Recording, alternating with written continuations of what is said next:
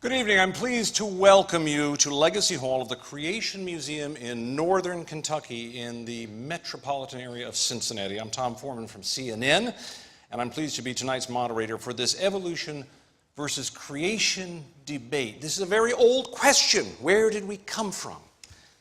My answer is from Washington this morning by airplane. But there is a much more profound, longer answer that people have sought after for a long time. So tonight's question to be debated is the following. Is creation a viable model of origins in today's modern scientific era? Our welcome extends to hundreds of thousands of people who are watching on the internet at debatelive.org. We're glad you have joined us. Of course, to our auditorium here, all of the folks have joined us as well. We're joined by 70 media representatives from many of the world's great news organizations. We're glad to have them here as well. And now let's welcome our debaters, Mr. Bill Nye and Mr. Ken Ham.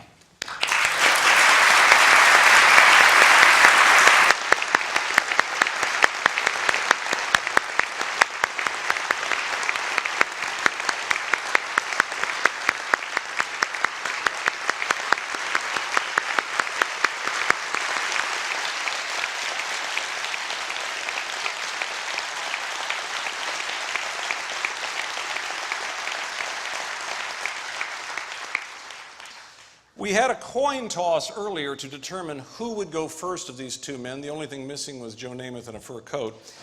But it went very well. Mr. Ham won the coin toss, and he opted to speak first. But first, let me tell you a little bit about both of these gentlemen. Mr. Nye's website describes him as a scientist, engineer, comedian, author, and inventor. Mr. Nye, as you may know, produced a number of award-winning TV shows, including the program he became so well known for, Bill Nye, the Science Guy. While working on the Science Guy show, Mr. Nye won 7 National Emmy Awards for writing, performing, and producing the show, won 18 Emmys in 5 years. In between creating the shows, he wrote 5 kids' books about science, including his latest title, Bill Nye's Great Big Book of Tiny Germs. Bill Nye is the host of 3 television series. His program, The 100 Greatest Discoveries, airs on the Science Channel. The Eyes of Nye airs on PBS stations across the country. He frequently appears on interview programs to discuss a variety of science topics. Mr. Nye serves as executive director of the Planetary Society, the world's largest space interest group. He is a graduate of Cornell with a Bachelor's of Science degree in mechanical engineering. Mr. Ken Ham is the president and co-founder of Answers in Genesis, a Bible-defending organization that upholds the authority of the scriptures from the very first verse. Mr. Ham is the man behind the popular high-tech Creation Museum where we're holding this debate. The museum has had 2 million visitors in 6 years and has attracted much of the world's media. The Answers in Genesis website is well-trafficked with 2 million visitors alone last month. Mr. Ham is also a best-selling author, a much-in-demand speaker, and the host of a daily radio feature carried on 700-plus stations. This is his second public debate on evolution and creation. The first was at Harvard in the 1990s. Mr. Ham is a native of Australia. He earned a bachelor's degree in applied science with an emphasis in environmental biology from the Queensland Institute of Technology, as well as a diploma of education at the University of Queensland in Brisbane, Australia. And now, Mr. Ham, you opted to go first, so you will be first with your 5-minute opening statement. Well, good evening. I know that not everyone watching this debate will necessarily agree with what I have to say, but I'm an Aussie and live over here in America, and they tell me I have an accent, and so it doesn't matter what I say. Some people tell me, we just like you here saying it. So I hope you enjoy me saying it anyway. Well, the debate topic is this: is creation a viable model of origins in today's modern scientific era? You know, when this was first announced on the internet, there are lots of statements like this one from the Richard Dawkins Foundation: scientists should not debate creationists, period. And this one from one of the Discovery.com websites: should scientists debate creationists? You know, right here I believe there's a gross misrepresentation in our culture. We're seeing people in being indoctrinated to believe that creationists can't be scientists. I believe it's all a part of secularists hijacking the word science. I want you to meet a modern-day scientist who is a biblical creationist. My name is Stuart Burgess. I'm a Professor of Engineering Design at Bristol University in the UK. My name is Stuart Burgess. I'm a Professor of Engineering Design at Bristol University in the UK. I have published over 130 scientific papers on the science of design in engineering and biological systems. From my research work, I have found that the scientific evidence fully supports creationism as the best explanation to origins. I've also designed major parts of spacecraft launched by ESA and NASA. So here's a biblical creationist who's a scientist who's also an inventor. And I want young people to understand that. You know, the problem, I believe, is this. We need to define terms correctly. We need to define creation, evolution in regard to origins, and we need to define science. And in this opening statement, I want to concentrate on dealing with the word science. I believe the word science has been hijacked by secularists. Now, what is science? Well, the origin of the word comes from the classical Latin scientia, which means to know. And if you look up a dictionary, it'll say science means state of knowing, knowledge. But there's different types of knowledge, and I believe this is where the confusion lies. There's experimental or observational science, as we call it. That's using the scientific method, observation, measurement, experiment, testing. That's what produces our technology, computers, spacecraft, jet planes, smoke detectors, looking at DNA, antibiotics, medicines and vaccines. You see, all scientists, whether creationists or evolutionists, actually have the same observational or experimental science. And it doesn't matter whether you're a creationist or an evolutionist, you can be a great scientist. For instance, here's an atheist who is a great scientist, Craig Venter, one of the first researchers to sequence the human genome. Or Dr. Raymond Damadian. He is a man who invented the MRI scanner and revolutionized medicine. He's a biblical creationist. But I want us to also understand molecules to man evolution belief has nothing to do with developing technology. You see, when we're talking about origins, we're talking about the past. We're talking about our origins. We weren't there. You can't observe that, whether it's molecules to man evolution or whether it's a creation account. When you're talking about the past, we like to call that origins or historical science, knowledge concerning the past. Here at the Creation Museum, we make no apology about the fact that our origins or historical science actually is based upon the biblical account of origins. Now, when you research science textbooks being used in public schools, what we found is this. By and large, their origins or historical science is based upon man's ideas about the past, for instance, the ideas of Darwin. And our research has found that public school textbooks are using the same word science for observational science and historical science. They arbitrarily define science as naturalism and outlaw the supernatural. They present molecules to man evolution as fact. They are imposing, I believe, the religion of naturalism or atheism on generations of students. You see, I assert that the word science has been hijacked by secularists in teaching evolution to force the religion of naturalism on generations of kids. Secular evolutionists teach that all life developed by natural processes from some primordial form, that man is just an evolved animal, which has great bearing on how we view life and death. For instance, as Bill states, it's very hard to accept for many of us that when you die, it's over. But you see, the Bible gives a totally different account of origins, of who we are, where we came from, the meaning of life and our future. That through one man sin entered the world and death through sin, but that God so loved the world that he gave his only begotten Son, whoever believes in him should not perish and have everlasting life. So, is creation a viable model of origins in today's modern scientific era? I say the creation-evolution debate is a conflict between two philosophical worldviews based on two different accounts of origins or science beliefs, and creation is the only viable model of historical science confirmed by observational science in today's modern scientific era. And that is time. I have the unenviable job of being the timekeeper here. So I'm like the referee in football that you don't like. But I will periodically, if either one of our debaters runs over on anything, I will stop them in the name of keeping it fair for all. Mr. Ham, thank you for your comments. Now it's Mr. Nye's turn for a 5-minute opening statement. Mr. Nye. Thank you. It's a pleasure to be here. I very much appreciate you including me in your facility here. Now, looking around the room, I think I see just one bow tie. Is that right? Just one. I'm telling you, one should try. Oh, yes, two. That's great. I started wearing bow ties when I was young in high school. My father showed me, his father showed him.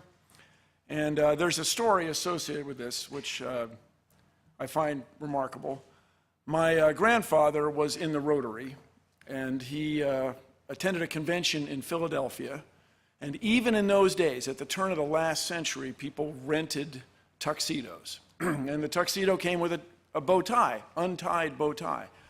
So he didn't know how to tie it, so wasn't sure what to do, but he just took a chance. He went to the hotel room next door, knocked on the door, excuse me, can you help me tie my tie? And the guy said, sure, lie down on the bed.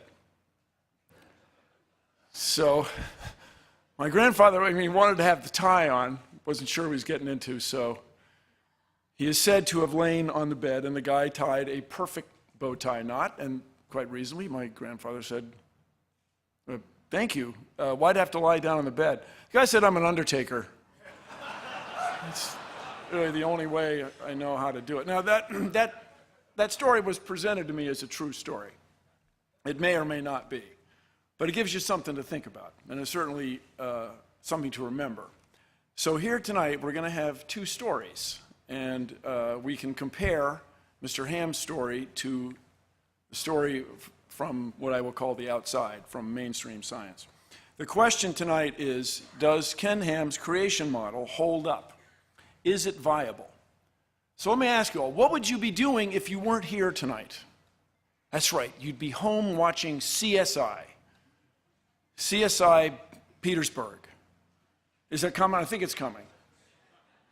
And on CSI, there is no distinction made between historical science and observational science. These are constructs unique to Mr. Ham. We don't normally have these anywhere in the world except here.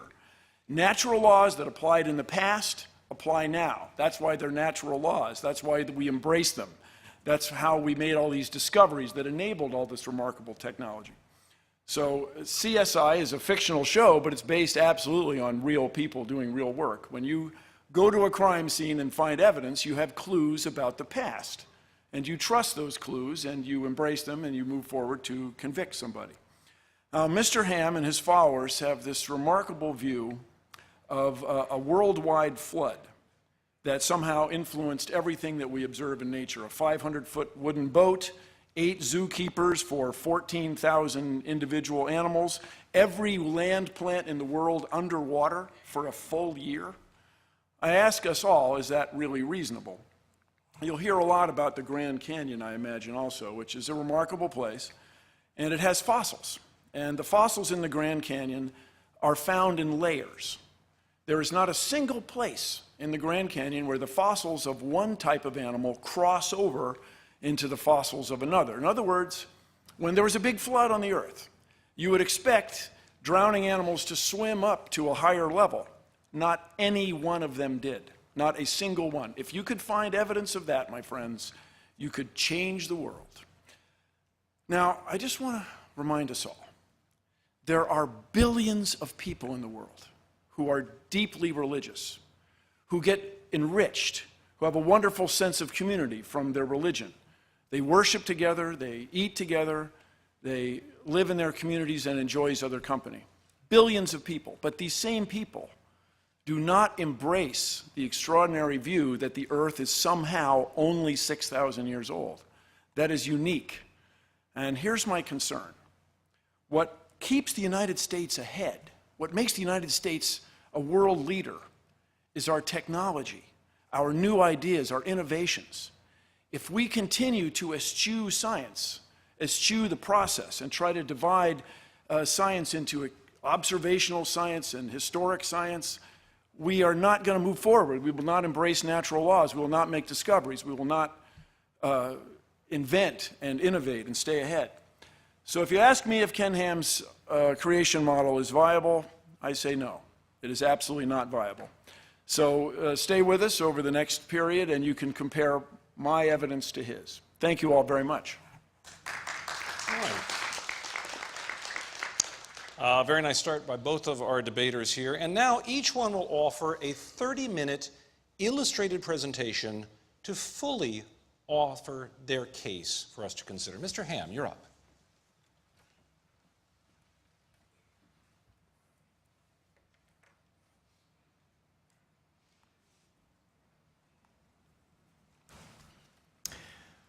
Well, the debate topic was, is creation a viable model of origins in today's modern scientific era? And I made this statement at the end of my opening statement.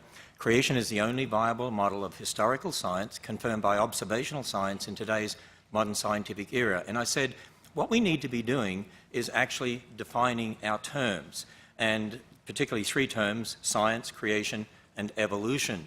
Now, I discussed the meaning of the word science and what is meant by experimental or observational science briefly, and that both creationists and evolutionists can be great scientists, for instance. I mentioned Craig Venter, a biologist. He's an atheist, and he's a great scientist. He was one of the first researchers to sequence the human genome.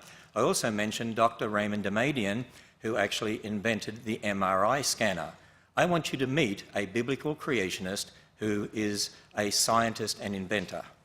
Hi, my name is Dr. Raymond Damadian. I am a young Earth creation scientist and believe that God created the world in 6 24-hour days, just as recorded in the book of Genesis. By God's grace and the devoted prayers of my godly mother-in-law, I invented the MRI scanner in 1969. The idea that scientists who believe the Earth is 6,000 years old cannot do real science is simply wrong. Well, he's most adamant about that. And actually, he revolutionized medicine. He's a biblical creationist. And I encourage children to follow people like that and make them their heroes. Let me introduce you to another biblical creation scientist. My name is Danny Faulkner. I received my PhD in astronomy from Indiana University. For 26 and a half years, I was professor at the University of South Carolina, Lancaster, where I hold the rank of Distinguished Professor Emeritus. Upon my retirement from the university in January of 2013, I joined the research staff at Answers in Genesis. I'm a stellar astronomer. That means my primary interest is stars, but I'm particularly interested in the study of eclipsing binary stars. And I've published many articles in the astronomy literature, places such as the Astrophysical Journal, the Astronomical Journal, and the Observatory. There is nothing in observational astronomy that contradicts a recent creation. I also mentioned Dr. Stuart Burgess, Professor of Engineering Design at Bristol University in England. Now, he designed a double-action worm gear set for the 3 hinges of the robotic arm on a very expensive satellite. And if that had not worked, if that gear set had not worked, that whole satellite would have been useless. Yet Dr. Burgess is a biblical creationist who believes just as I believe. Now, think about this for a moment. Are scientists like Dr. Burgess, who believe in creation, just as I do, a small minority in the scientific world? But let's see what he says about scientists believing in creation. I find that many of my colleagues in academia are sympathetic to the creationist viewpoint, including biologists. However, they are often afraid to speak out because of the criticisms they would get from the media and atheist lobby. I agree, that's a real problem today. We need to have freedom to be able to speak on these topics. You know, I just want to say, by the way, that non-Christian scientists, I should say, non-Christian scientists are really borrowing from the Christian worldview anyway to carry out their experimental or observational science. Think about it. When they're doing observational science using the scientific method, they have to assume the laws of logic, they have to assume the laws of nature, they have to assume the uniformity of nature. I mean, think about it. If the universe came about by natural processes, where'd the laws of logic come from? Did they just pop into existence? Are we in a stage now where we only have half logic? So you see, I have a question for Bill Nye. How do you account for the laws of logic and the laws of nature from a naturalistic worldview that excludes the existence of God? Now, in my opening statement, I also discussed a different type of science or knowledge, origins or historical science. See, again, there's a confusion here, there's a misunderstanding here. People, by and large, have not been taught to look at what you believe about the past as different to what you're observing in the present. You don't observe the past directly. Even when you think about the creation account, I mean, we can't observe God creating, we can't observe the creation of Adam and Eve. We admit that. We're willing to admit our beliefs about the past. But see, what you see in the present is very different. Even some public school textbooks, actually, well, they sort of acknowledge the difference between historical and observational science. Here is an earth science textbook that's used in public schools, and we read this. In contrast to physical geology, the aim of historical geology is to understand Earth's long history. And then they make the statement, historical geology, so we're talking about historical science, tries to establish a timeline of the vast number of physical and biological changes that have occurred in the past. We study physical geology before historical geology because we first must understand how Earth works before we try to unravel its past. In other words, we observe things in the present and then, okay, we're assuming that that's always happened in the past and we're going to try and figure out how this happened. See, there is a difference between what you observe and what happened in the past. Let me illustrate it this way. If Bill Nye and I went to the Grand Canyon, we could agree that that's a Coconino sandstone in the Hermit Shale, and there's the boundary. They're sitting one on top of the other. We could agree on that. But do you know what we would disagree on? I mean, we could even analyse the minerals and agree on that. But we would disagree on how long it took to get there. But see, none of us saw the sandstone or the shale being laid down. There's a supposed 10 million year gap there, but I don't see a gap. But that might be different to what Bill Nye would see. But see, there's a difference between what you actually observe directly and then your interpretation in regard to the past. When I was at the Goddard Space Centre a number of years ago, I met creationists and evolutionists who were both working on the Hubble telescope. They agreed on how to build the Hubble telescope. You know what they disagreed on? Well, they disagreed on how to interpret the data the telescope obtained in regard to the age of the universe. And, you know, we could go on and talk about lots of other similar sorts of things. For instance, I've heard Bill Nye talk about how a smoke detector works using the radioactive element americium. And you know what? I totally agree with him on that. We agree how it works. We agree how radioactivity enables that to work. But if you're then going to use radioactive elements and talk about the age of the Earth, you've got a problem, because you weren't there. We've got to understand parent elements, daughter elements, and so on. We could agree whether you're a creationist or evolutionist on the technology to put the rover on Mars, but we're going to disagree on how to interpret the origin of Mars. I mean, there are some people that believe there was even a global flood on Mars and there's no liquid water on Mars.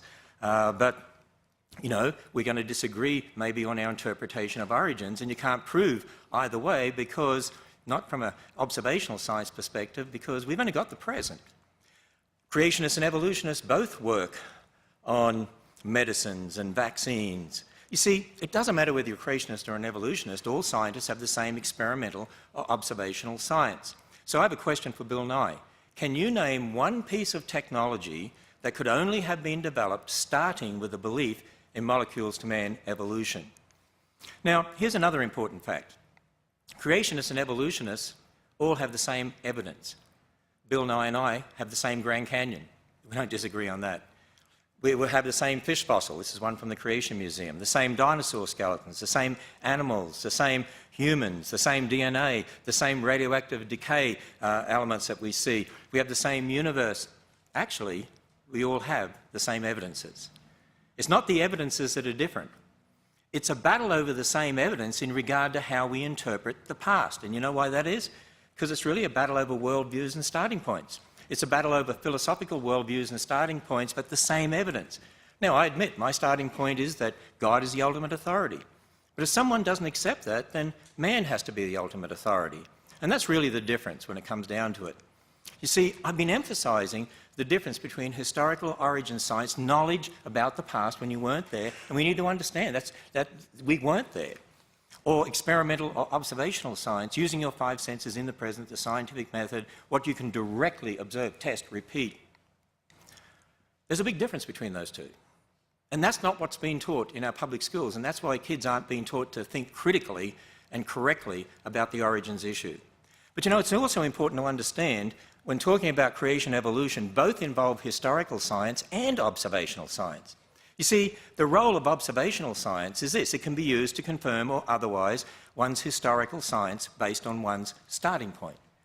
Now, when you think about the debate topic and what I affirmed concerning creation, if our origins or historical science based on the Bible's account of origins is true, then there should be predictions from this that we can test using observational science, and there are.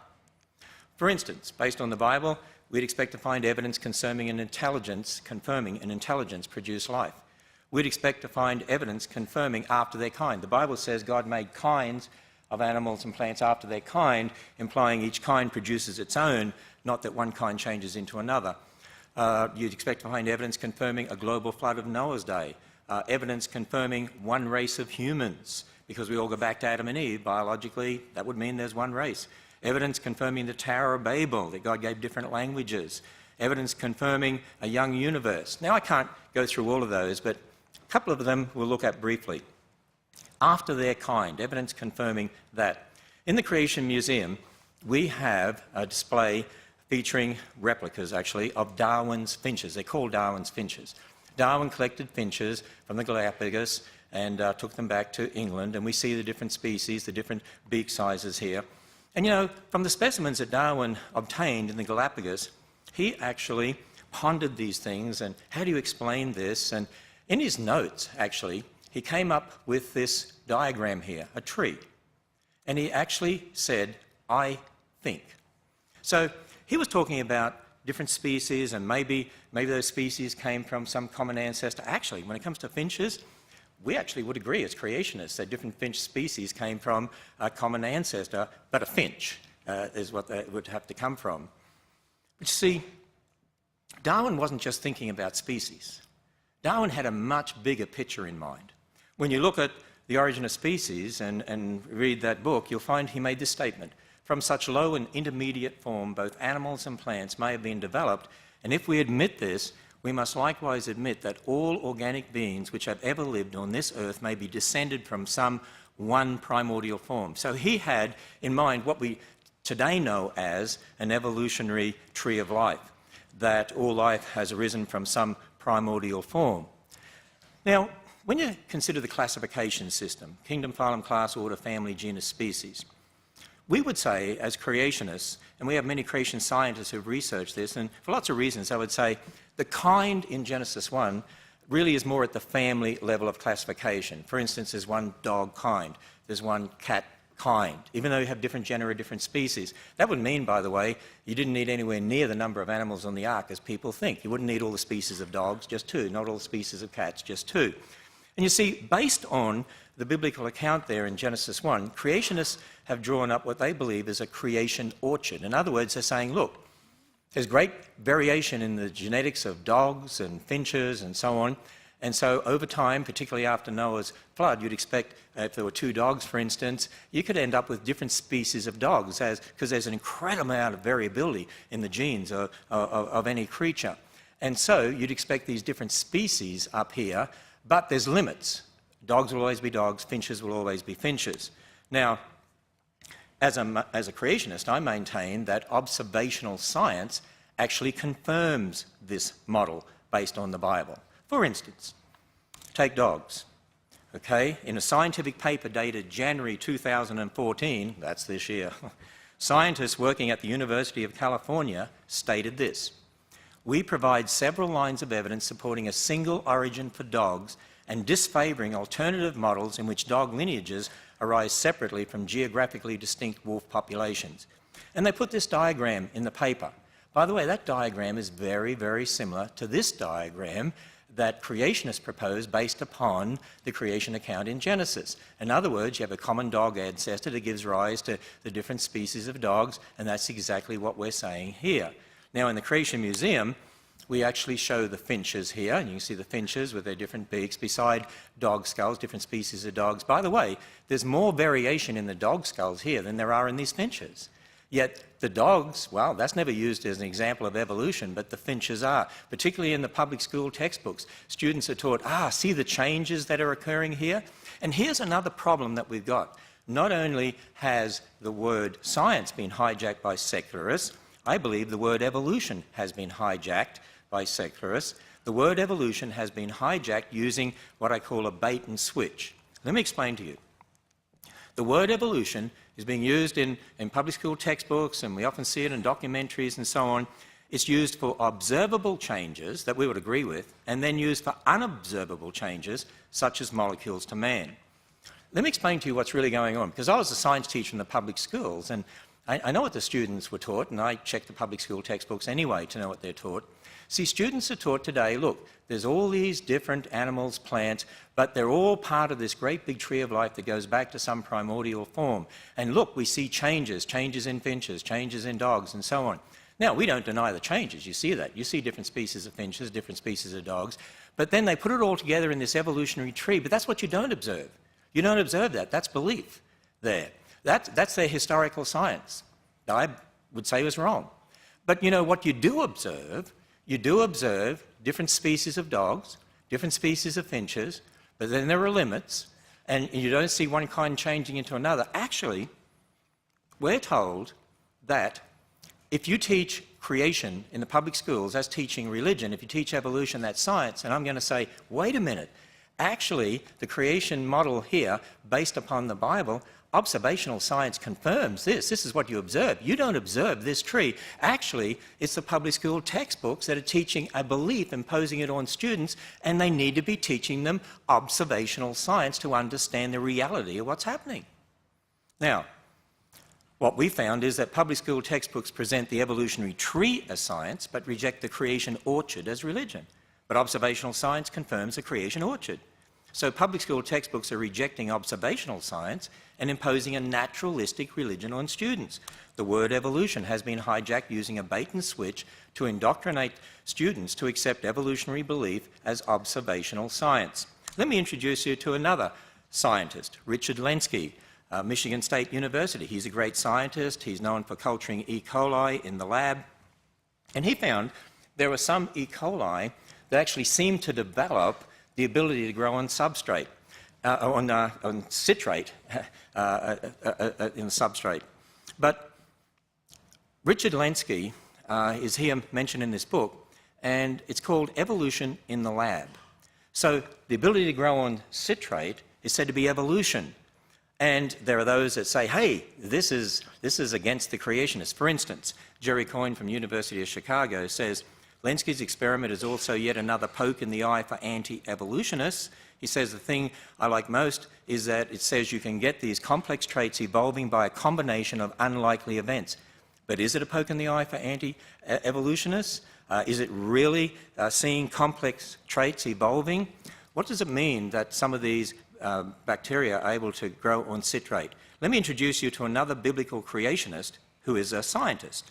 Hi, my name is Dr. Andrew Fabich. I got my PhD from the University of Oklahoma in microbiology. I teach at Liberty University and I do research on E. coli in the intestine.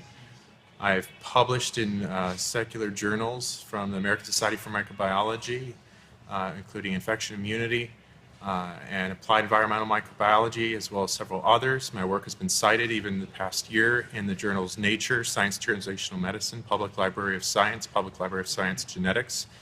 It's cited regularly in those journals. And while I was taught nothing but evolution, I don't accept that position, and I do my research from a creation perspective. When I look at the evidence that people cite of E. coli supposedly evolving over 30 years, over 30,000 generations in the lab, and people say that it is now able to grow on citrate, I don't deny that it grows on citrate, but it's not any kind of new information. The information's already there, and it's just a switch that gets turned on and off, and that's what they reported in there. There's nothing new. See, students need to be told what's really going on here. Certainly there's change, but it's not change necessary for molecules to man.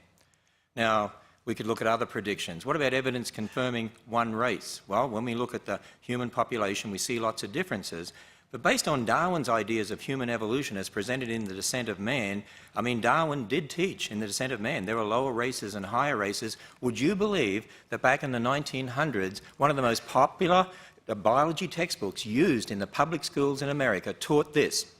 At the present time, there exist upon Earth 5 races, or varieties of man, and finally the highest type of all, the Caucasians, represented by the civilized white inhabitants of Europe and America. Can you imagine if that was in the public schools today? And yet, that's what was taught, but it was based on Darwin's ideas that are wrong. You have a wrong foundation, you're going to have a wrong worldview. Now, had they started from the Bible and from the creation account in the Bible, what does it teach? Well, we're all descendants of Adam and Eve. We go through the Tower of Babel, different languages, so different people groups formed, distinct characteristics, but we'd say, you know what, that means there's biologically only one race of humans. Well, I mentioned Dr. Venter before, and he was a researcher with the Human Genome Project, and you'll remember in the year 2000, this was headline news, and what we read was this: they had put together a draft of the entire sequence of the human genome and unanimously declared there is only one race, the human race. Wow, who would have guessed? But you see, there we have observational science confirming the creation account, not confirming at all Darwin's ideas.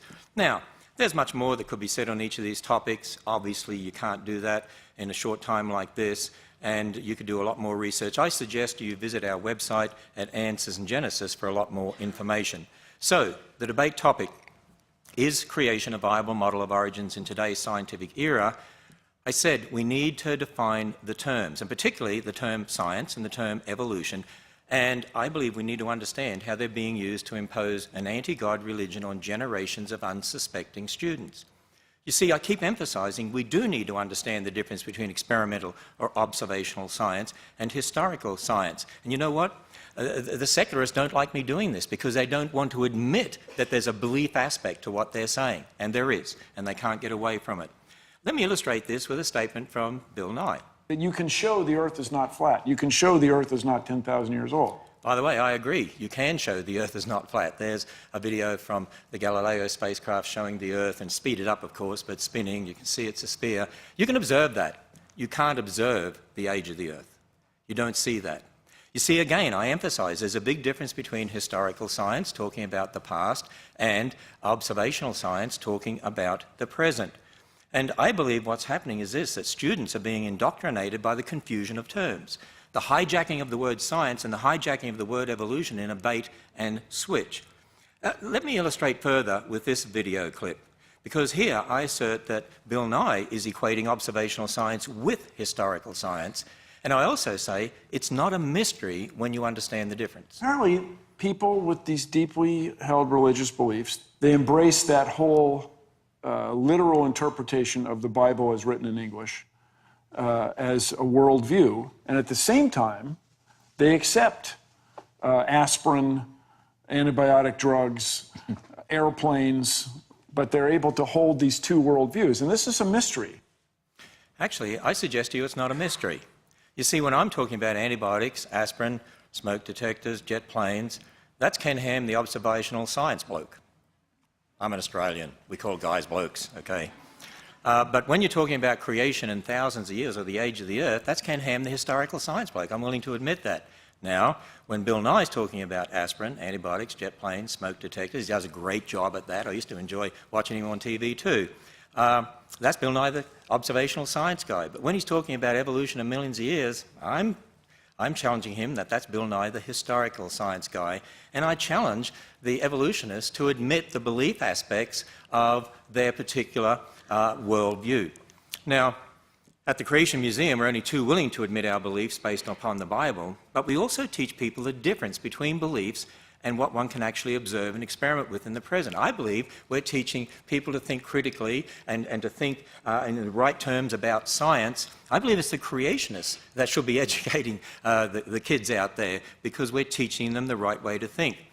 You know, we admit our origins of historical science is based upon the Bible, but I'm just challenging evolutionists to admit the belief aspects of evolution and be upfront about the difference here. As I said, I'm only too willing to admit my historical science based on the Bible. And let me further go on and define the term creation as we use it. By creation, we mean, here at Answers in Genesis and the Creation Museum, we mean the account based on the Bible. Yes, I take Genesis as literal history, as Jesus did.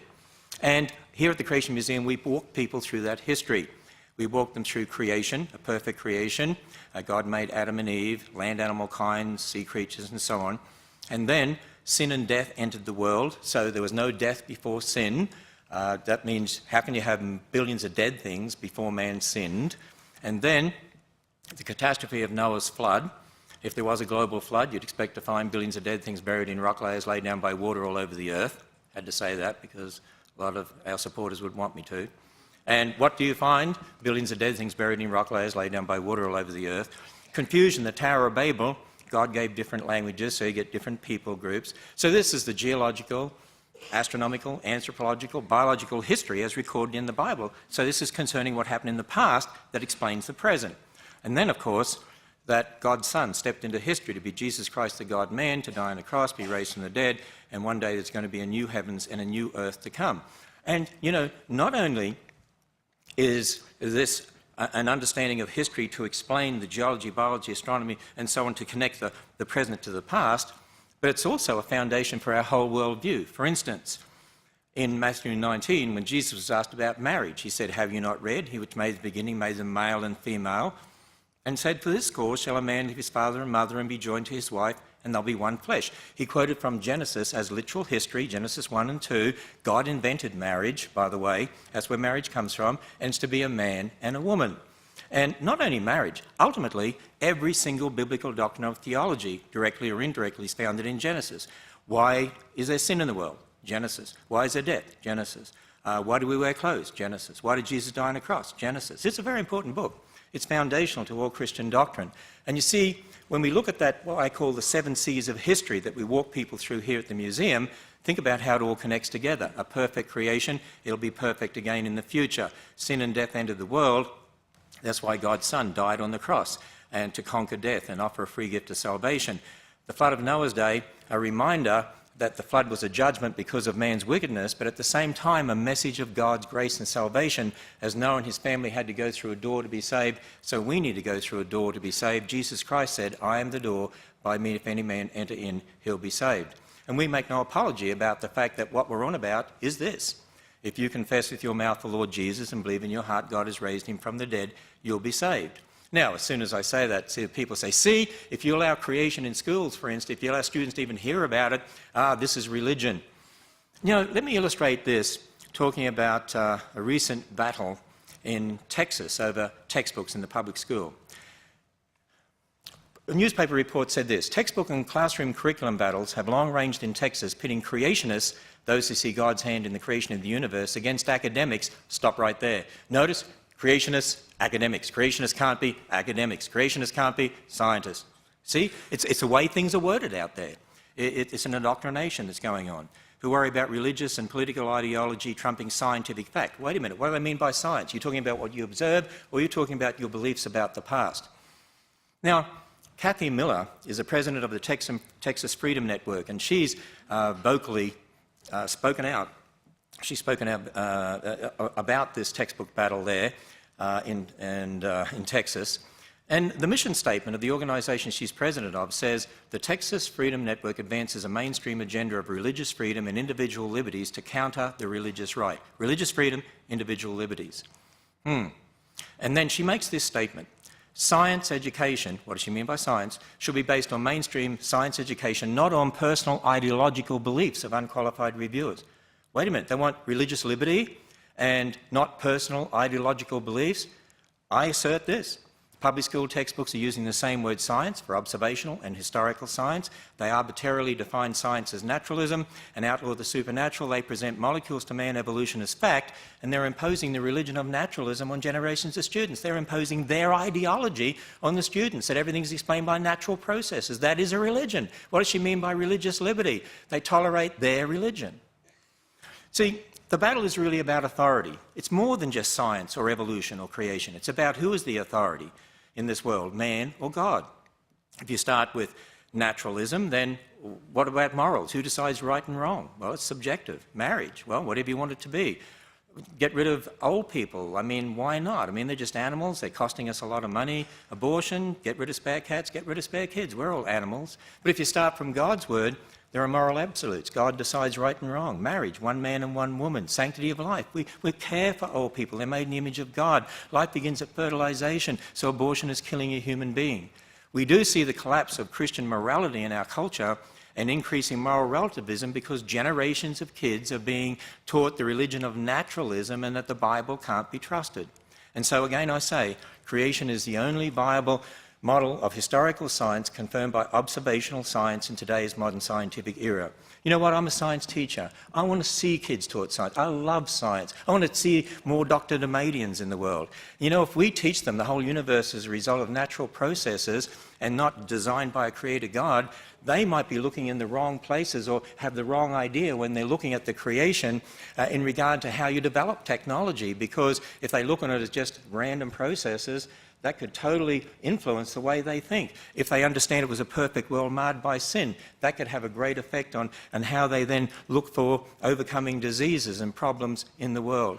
I want children to be taught the right foundation, that there's a God who created them, who loves them, who died on the cross for them, and that they're special. They're made in the image of God. Very good. Thank you, Mr. Ham. We can applaud Mr. Ham's presentation.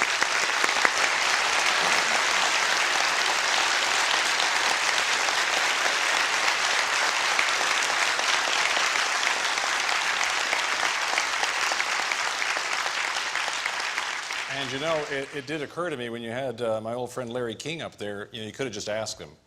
He's been around a long time, and he's a smart guy. He could probably answer for all of us. Now, let's all be attentive to Mr. Nye as he gives us his 30-minute presentation. Thank you very much. And Mr. Ham, I learned something. Thank you. But let's take it back around to the question at hand. Does Ken Ham's creation model hold up? Is it viable? So for me, of course, well, take a look. We're here in Kentucky on layer upon layer upon layer of limestone. I stopped at the side of the road today and picked up this piece of limestone that has a fossil right there. Now, in these many, many layers, in this vicinity of Kentucky, there are coral animals, fossil, zooxanthellae. And when you look at it closely, you can see that they live their entire lives. They lived typically 20 years, sometimes more than that, if the water conditions are correct. And so we are standing on millions of layers of ancient life. How could those animals have lived their entire life and formed these layers in just 4,000 years? There isn't enough time since Mr. Ham's flood for this limestone that we're standing on to have come into existence. My scientific colleagues go to places like Greenland, the Arctic, they go to Antarctica, and they drill into the ice with hollow drill bits. It's not that extraordinary. Many of you have probably done it yourselves, drilling other things, hole saws to put locks in doors, for example. And we pull out long cylinders of ice, long ice rods. And these are made of snow. And by long tradition, it's called snow ice. And snow ice forms over the winter as snowflakes fall and are crushed down by subsequent layers. They're crushed together and trapping the little bubbles. And the little bubbles must needs be ancient atmosphere. There's nobody running around with a hypodermic needle squirting ancient atmosphere into the bubbles. And we find certain of these cylinders to have 680,000 layers. 680,000 snow, winter, summer cycles. How could it be that just 4,000 years ago, all of this ice formed? Let's just run some numbers. This is some scenes from lovely Antarctic. Let's say we have 680,000 layers of snow ice and 4,000 years since the Great Flood. That would mean we'd need 170 winter, summer cycles every year for the last 4,000 years. I mean, wouldn't someone have noticed that? Wow, wouldn't someone have noticed that there's been winter, summer 170 times one year? If we go to California, we find enormous stands of bristlecone pines. Some of them are over 6,000 years old, 6,800 years old. There's a famous tree in Sweden, Old Tycho, is 9,550 years old. How could these trees be there if there was an enormous flood just 4,000 years ago? You can try this yourself, everybody. I don't mean to be mean to trees, but get a sapling and put it underwater for a year. It will not survive in general, nor will its seeds. They just won't make it. So how could these trees be that old if the earth is only 4,000 years old?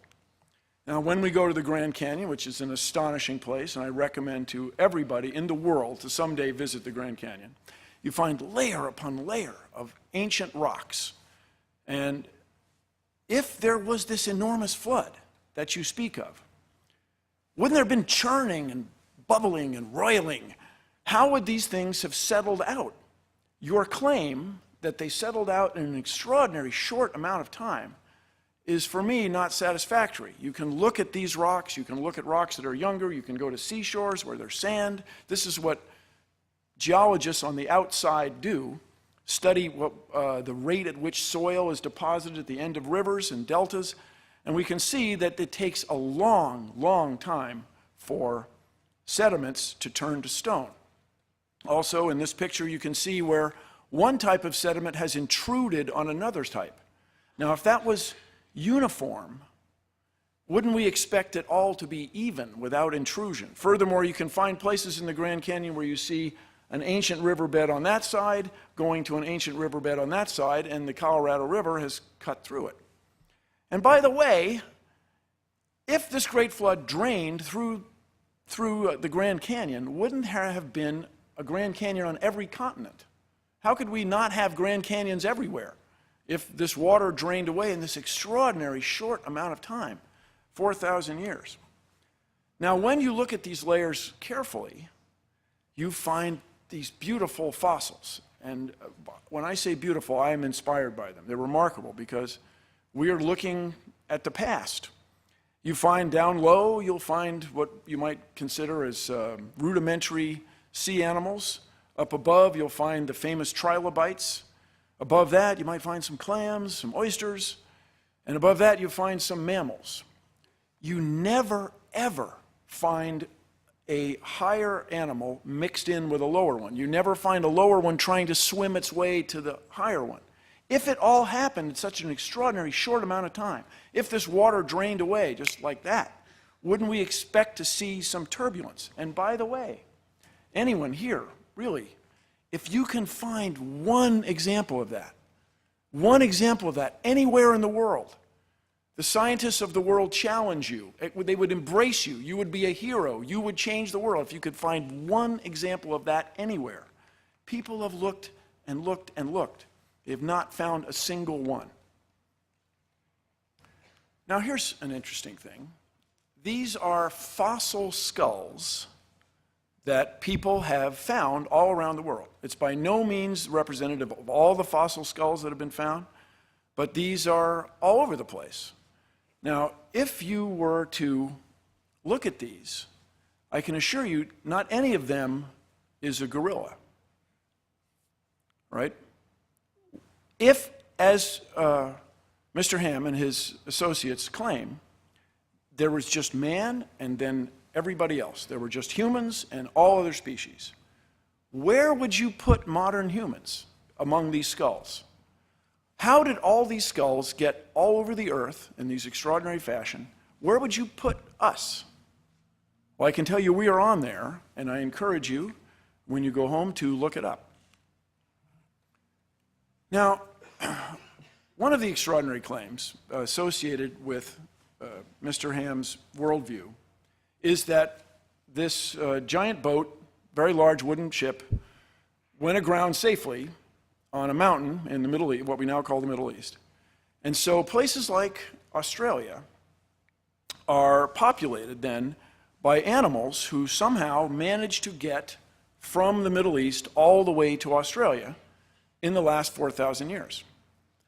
Now, that to me is an extraordinary claim. We would expect then, somewhere between the Middle East and Australia, we would expect to find evidence of kangaroos. We would expect to find some fossils, some bones. In the last 4,000 years, somebody would have been hopping along there and died along the way, and we'd find them. And furthermore, there's a claim that there was a land bridge that allowed these animals to get from Asia all the way to the continent of Australia, and that land bridge has disappeared in the last 4,000 years.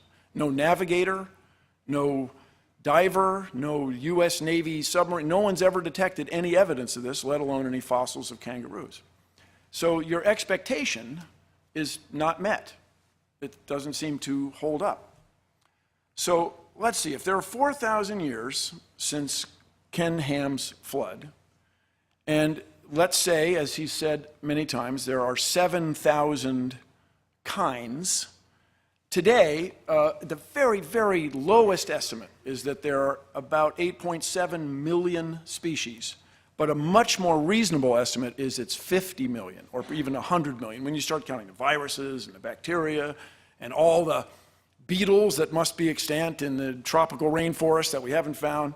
So we'll take a number which I think is pretty reasonable, 16 million species today, okay? If these came from 7,000 kinds, let's say we have 7,000 subtracted from 15 million, that's 15,993. We have 4,000 years, we have 365 and a quarter days a year. We would expect to find 11 new species every day. So you'd go out into your yard, you wouldn't just find a different bird, a new bird, you'd find a different kind of bird, a whole new species of bird every day, a new species of fish, a new species of organisms you can't see, and so on. I mean, this would be enormous news. The last 4,000 years, people would have seen these changes among us. So the Cincinnati Enquirer, I imagine, would carry a column right next to the weather report. Today's new species, and it would list these 11 every day. But we see no evidence of that. There's no evidence of these species. There just simply isn't enough time. Now, as you may know, I was graduated from engineering school, and I got a job at Boeing. I worked on 747s. Okay, everybody relax. I was very well supervised. Everything's fine. There's a tube in the 747 I kind of think of as my tube. But that aside, I traveled the highways of Washington State quite a bit. I was a young guy. I had a motorcycle. I used to go mountain climbing in Washington State, Oregon. And you can drive along and find these enormous boulders on top of the ground. Enormous rocks, huge, sitting on top of the ground. Now, out there in regular academic pursuits, regular geology, people have discovered that there used to be a lake in what is now Montana, which we charmingly refer to as Lake Missoula. It's not there now, but the evidence for it, of course, is, if I may, overwhelming.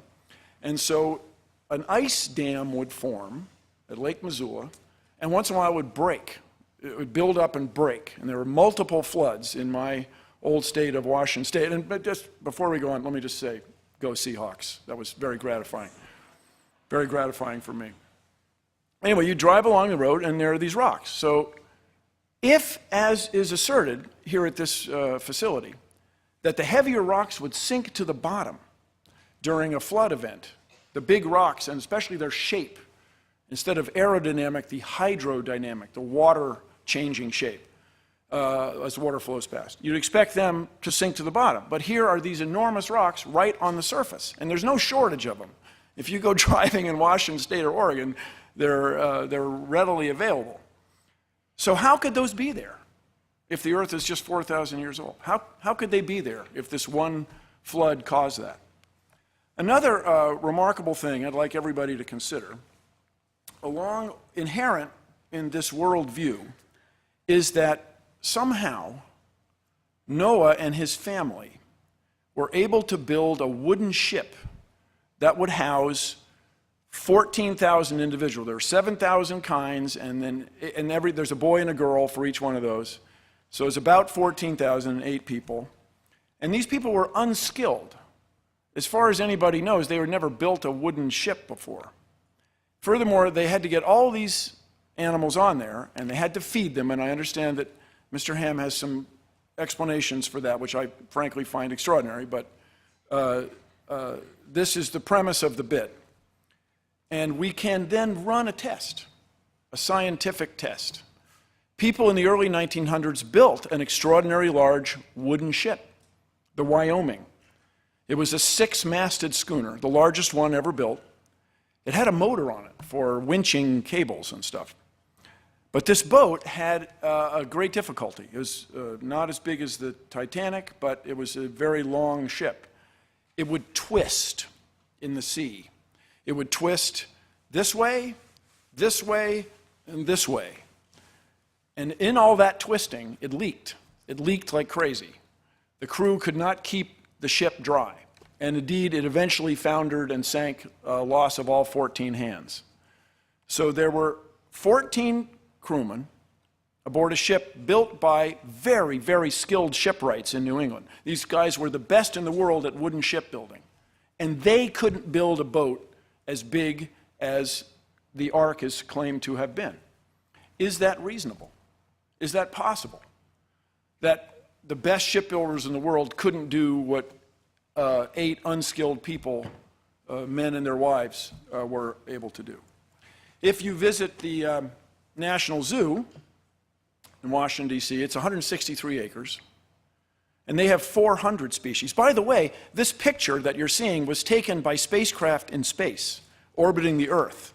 If you told my grandfather, let alone my father, that we had that capability, they would have been amazed. That capability comes from our fundamental understanding of gravity, of material science, of physics, and life science, where you go looking. This place is often, as any zoo, is often deeply concerned and criticized for how it treats its animals. They have 400 species on 163 acres, 66 hectares. Is it reasonable that Noah and his colleagues, his family, were able to maintain 14,000 animals and themselves and feed them aboard a ship that was bigger than anyone's ever been able to build? Now, here's the thing. What we want in science, science as practiced out on the outside, is an ability to predict. We want to have a natural law that is so obvious and clear, so well understood, that we can make predictions about what will happen. We can predict that we can put a spacecraft in orbit and take a picture of Washington, D.C. We can predict that if we provide this much room for an elephant, it will live healthily for a certain amount of time. So I'll give you an example. In the explanation provided by traditional science of how we came to be, we find, as Mr. Ham alluded to many times in his recent remarks, we find a sequence of animals in what generally is called the fossil record. This would be to say, when we look at the layers that you find in Kentucky, you look at them carefully, you find a sequence of animals, a succession. And as one might expect, when you're looking at old records, there's some pieces seem to be missing, a gap. So scientists got to thinking about this. There are lungfish that jump from pond to pond in Florida and end up in people's swimming pools. And there are amphibians, frogs and toads, croaking and carrying on. And so people wondered if there wasn't a fossil or an organism, an animal that had lived, that had characteristics of both. People over the years had found that in Canada, there was clearly a fossil marsh, a place that used to be a swamp, had dried out. And they found all kinds of happy swamp fossils there, ferns, so on, organisms, animals, fish that were recognized. And people realized that if this, with the age of the rocks there, as computed by traditional scientists, with the age of the rocks there, this would be a reasonable place to look for an animal, a fossil of an animal that lived there.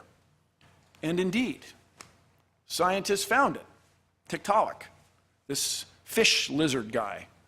And they found several specimens. It wasn't one individual. In other words, they made a prediction that this animal would be found, and it was found. So far, Mr. Ham and his worldview, the Ken Ham creation model, does not have this capability. It cannot make predictions and show results. Here's an extraordinary one that I find remarkable. There are certain fish, the top minnows, that have the remarkable ability to have sex with other fish, traditional fish sex, and they can have sex with themselves. Now, one of the old questions in life science, everybody, one of the old sort of chin strokers, is why does any organism, whether you're an ash tree, a sea jelly, a squid, a marmot, why does anybody have sex? I mean, there are more bacteria in your tummy right now than there are humans on Earth. And bacteria, they don't bother with that, man. They just like split themselves in half. They get new bacteria. Like, let's get her done. Let's go. But why does think of all the trouble a rose bush goes to make a flower, and the thorns and the bees swimming, flying around, interacting. Why does anybody bother with all that? And the answer seems to be your enemies. And your enemies are not lions and tigers and bears. Oh my, no. Your enemies are germs and parasites. That's what's going to get you. Germs and parasites.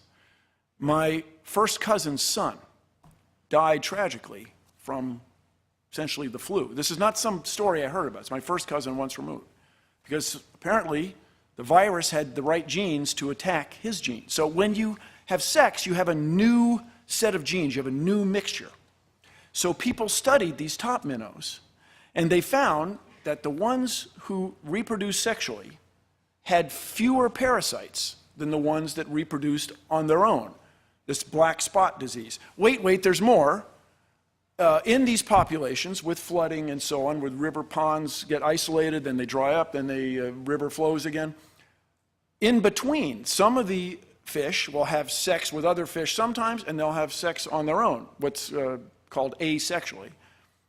And those fish, the ones that are in between, sometimes this, sometimes that, they have an intermediate number of infections. In other words, the explanation provided by evolution made a prediction. And the prediction's extraordinary and subtle, but there it is. How else would you explain it? And to Mr. Ham and his followers, I say this is something that we in science want. We want the ability to predict. And your assertion that there's some difference between the natural laws that I use to observe the world today and the natural laws that existed 4,000 years ago is extraordinary and unsettling. I travel around. I have a great many family members in Danville, Virginia, one of the U.S.'s most livable cities. It's lovely. And I was driving along, and there was a sign in front of a church, Big Bang Theory, you got to be kidding me, God. Now, everybody, why would someone at the church, a pastor, for example, put that sign up unless he or she didn't believe that the Big Bang was a real thing? I just want to review briefly with everybody why we accept, in the outside world, why we accept the Big Bang. Edwin Hubble, oh, sorry, there you go. You got to be kidding me, God. Edwin Hubble was sitting at Mount Wilson, which is up from Pasadena, California. On a clear day, you can look down and see where the Rose Parade goes. It's that close to civilization. But even in the early 1900s, the people who selected this site for astronomy picked an excellent site. The clouds and smog are below you. And Edwin Hubble sat there at this very big telescope night after night studying the heavens. And he found that the stars are moving apart. The stars are moving apart. And he wasn't sure why, but it was clear that the stars are moving farther and farther apart all the time. So people talked about it for a couple decades. And then eventually another astronomer, almost a couple decades, another astronomer, Fred Hoyle, just remarked, well, it was like there was a Big Bang. There was an explosion. This is to say, since everything's moving apart, it's very reasonable that at one time they were all together. And there's a place from whence these things expanded. And it was a remarkable insight. But people went still questioning it for decades. Science, and conventional scientists, questioning it for decades. These two researchers wanted to listen for radio signals from space, radio astronomy. And this is, while we have visible light for our eyes, there's a whole nother bunch of waves of light that are much longer. The microwaves in your oven are about that long. The radar at the airport is about that long. Your FM radio signals about like this. AM radio signals are a kilometer. There are several soccer fields. They went out listening, and there was this hiss, this tss, all the time that wouldn't go away. And they thought, oh, doggone it, there's some loose connector. They plugged in the connector. They They re-screwed it, they made it tight. They turned it this way, the hiss was still there. They heard it that way, this is still there. They thought it was pigeon droppings that had affected the reception of this horn, it's called. This thing is still there. It's in Basking Ridge, New Jersey. It's a National Historic Site. And Arno Penzias and Robert Wilson had found this cosmic background sound that was predicted by astronomers. Astronomers running the numbers, doing math, predicted that in the cosmos would be left over this echo, this energy from the Big Bang that would be detectable. And they detected it. We built the Cosmic Observatory for Background Emissions, the COBE spacecraft, and it matched exactly the astronomers' predictions. You got to respect that. It's a wonderful thing. Now, along that line is some interest in the age of the Earth. Right now, it's generally agreed that the Big Bang happened 13.7 billion years ago. What we can do on Earth, these elements that we all know on the periodic table of chemicals, even ones we don't know, were created when stars explode. And I look like nobody, but I attended a lecture by Hans Bethe, who won a Nobel Prize for discovering the process by which stars create all these elements. The one that interests me especially is our good friends rubidium and strontium. Rubidium becomes strontium spontaneously. It's an interesting thing to me. A neutron becomes a proton, and it goes up the periodic table. When lava comes out of the ground, molten lava, and it freezes, turns to rock, when the melt solidifies or crystallizes, it locks the rubidium and strontium in place. And so by careful assay, by being diligent, you can tell when the rock froze. You can tell how old the rubidium and strontium are, and you can get an age for the Earth. When that stuff falls on fossils, you can get a very good idea of how old the fossils are. I encourage you all to go to Nebraska, go to Ashfall State Park, and see the astonishing fossils. It looks like a Hollywood movie. There are rhinoceroses, there are three-toed horses in Nebraska. None of those animals are extant today. And they were buried catastrophically by a volcano in what is now Idaho, is now Yellowstone National Park. It's called the hot spot. People call it the super volcano. And it's a remarkable thing. Apparently, as I can tell you, as a Northwesterner around for Mount St. Helens, full disclosure, I'm on the Mount St. Helens board. When it goes off, it gives out a great deal of gas that's toxic and knocks these animals out. Looking for relief, they go to a watering hole, and then when the ash comes, they were all buried. It's an extraordinary place. Now, if in the bad old days you had heart problems, they would right away cut you open. Now we use a drug based on rubidium to look at the inside of your heart without cutting you open. Now, my Kentucky friends, I want you to consider this. Right now, there is no place in the Commonwealth of Kentucky to get a degree in this kind of nuclear medicine, this kind of drugs associated with that. I hope you find that troubling. I hope you're concerned about that. You want scientifically literate students in your Commonwealth for a better tomorrow for everybody. You can't get this here. You have to go out of state. Now, as far as the distance to stars, understand this is very well understood. It's February. We look at a star in February, we measure an angle to it, we wait 6 months, we look at that same star again, and we measure that angle. It's the same way carpenters built this building. It's the same way surveyors surveyed the land that we're standing on. And so by measuring the distance to a star, you can figure out how far away it is, that star, and then the stars beyond it and the stars beyond that. There are billions of stars, more than 6,000 light years from here. A light year is a unit of distance, not a unit of time. There are billions of stars. Mr. Ham, how could there be billions of stars more distant than 6,000 years if the world's only 6,000 years old? It's an extraordinary claim. There's another astronomer, Adolf Kittel, who remarked first about the reasonable man. Is it reasonable that we have ice older by a factor of 100 than you claim the Earth is. We have trees that have more tree rings than the Earth is old. That we have rocks with rubidium and strontium and uranium and potassium argon dating that are far, far, far older than you claim the Earth is. Could anybody have built an ark that would sustain better than any ark anybody was able to build on the Earth?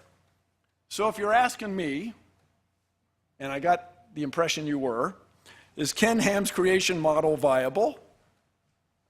I say no, absolutely not. Now, one last thing. You may not know that in the U.S. Constitution, from the Founding Fathers, is the sentence to promote the progress of science and useful arts. Kentucky voters, voters who might be watching online in places like Texas, Tennessee, Oklahoma, Kansas, please, you don't want to raise a generation of science students who don't understand how we know our place in the cosmos, our place in space, who don't understand natural law. We need to innovate to keep the United States where it is in the world. Thank you very much.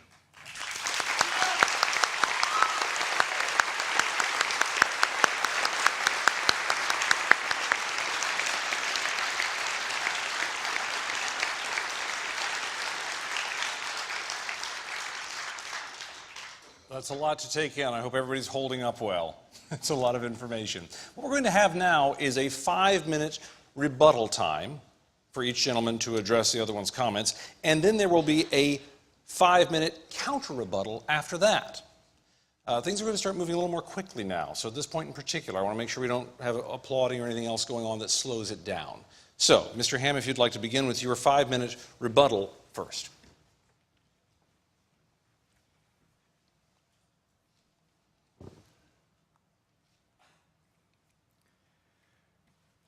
Well, first of all, Bill, if I was to answer all the points that you brought up, the moderator would think I was going on for millions of years. So I can only deal with some of them. And you mentioned the age of the Earth a couple of times, so let me deal with that.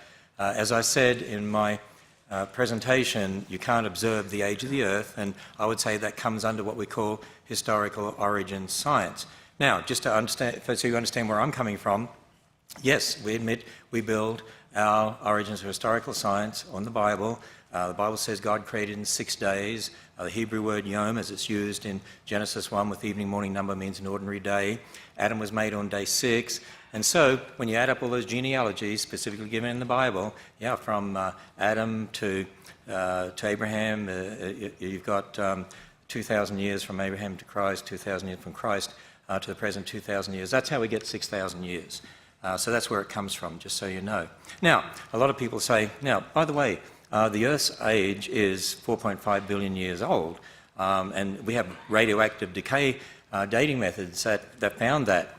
But you see, we certainly observe radioactive decay, whether it's rubidium, strontium, whether it's uranium, lead, potassium, argon.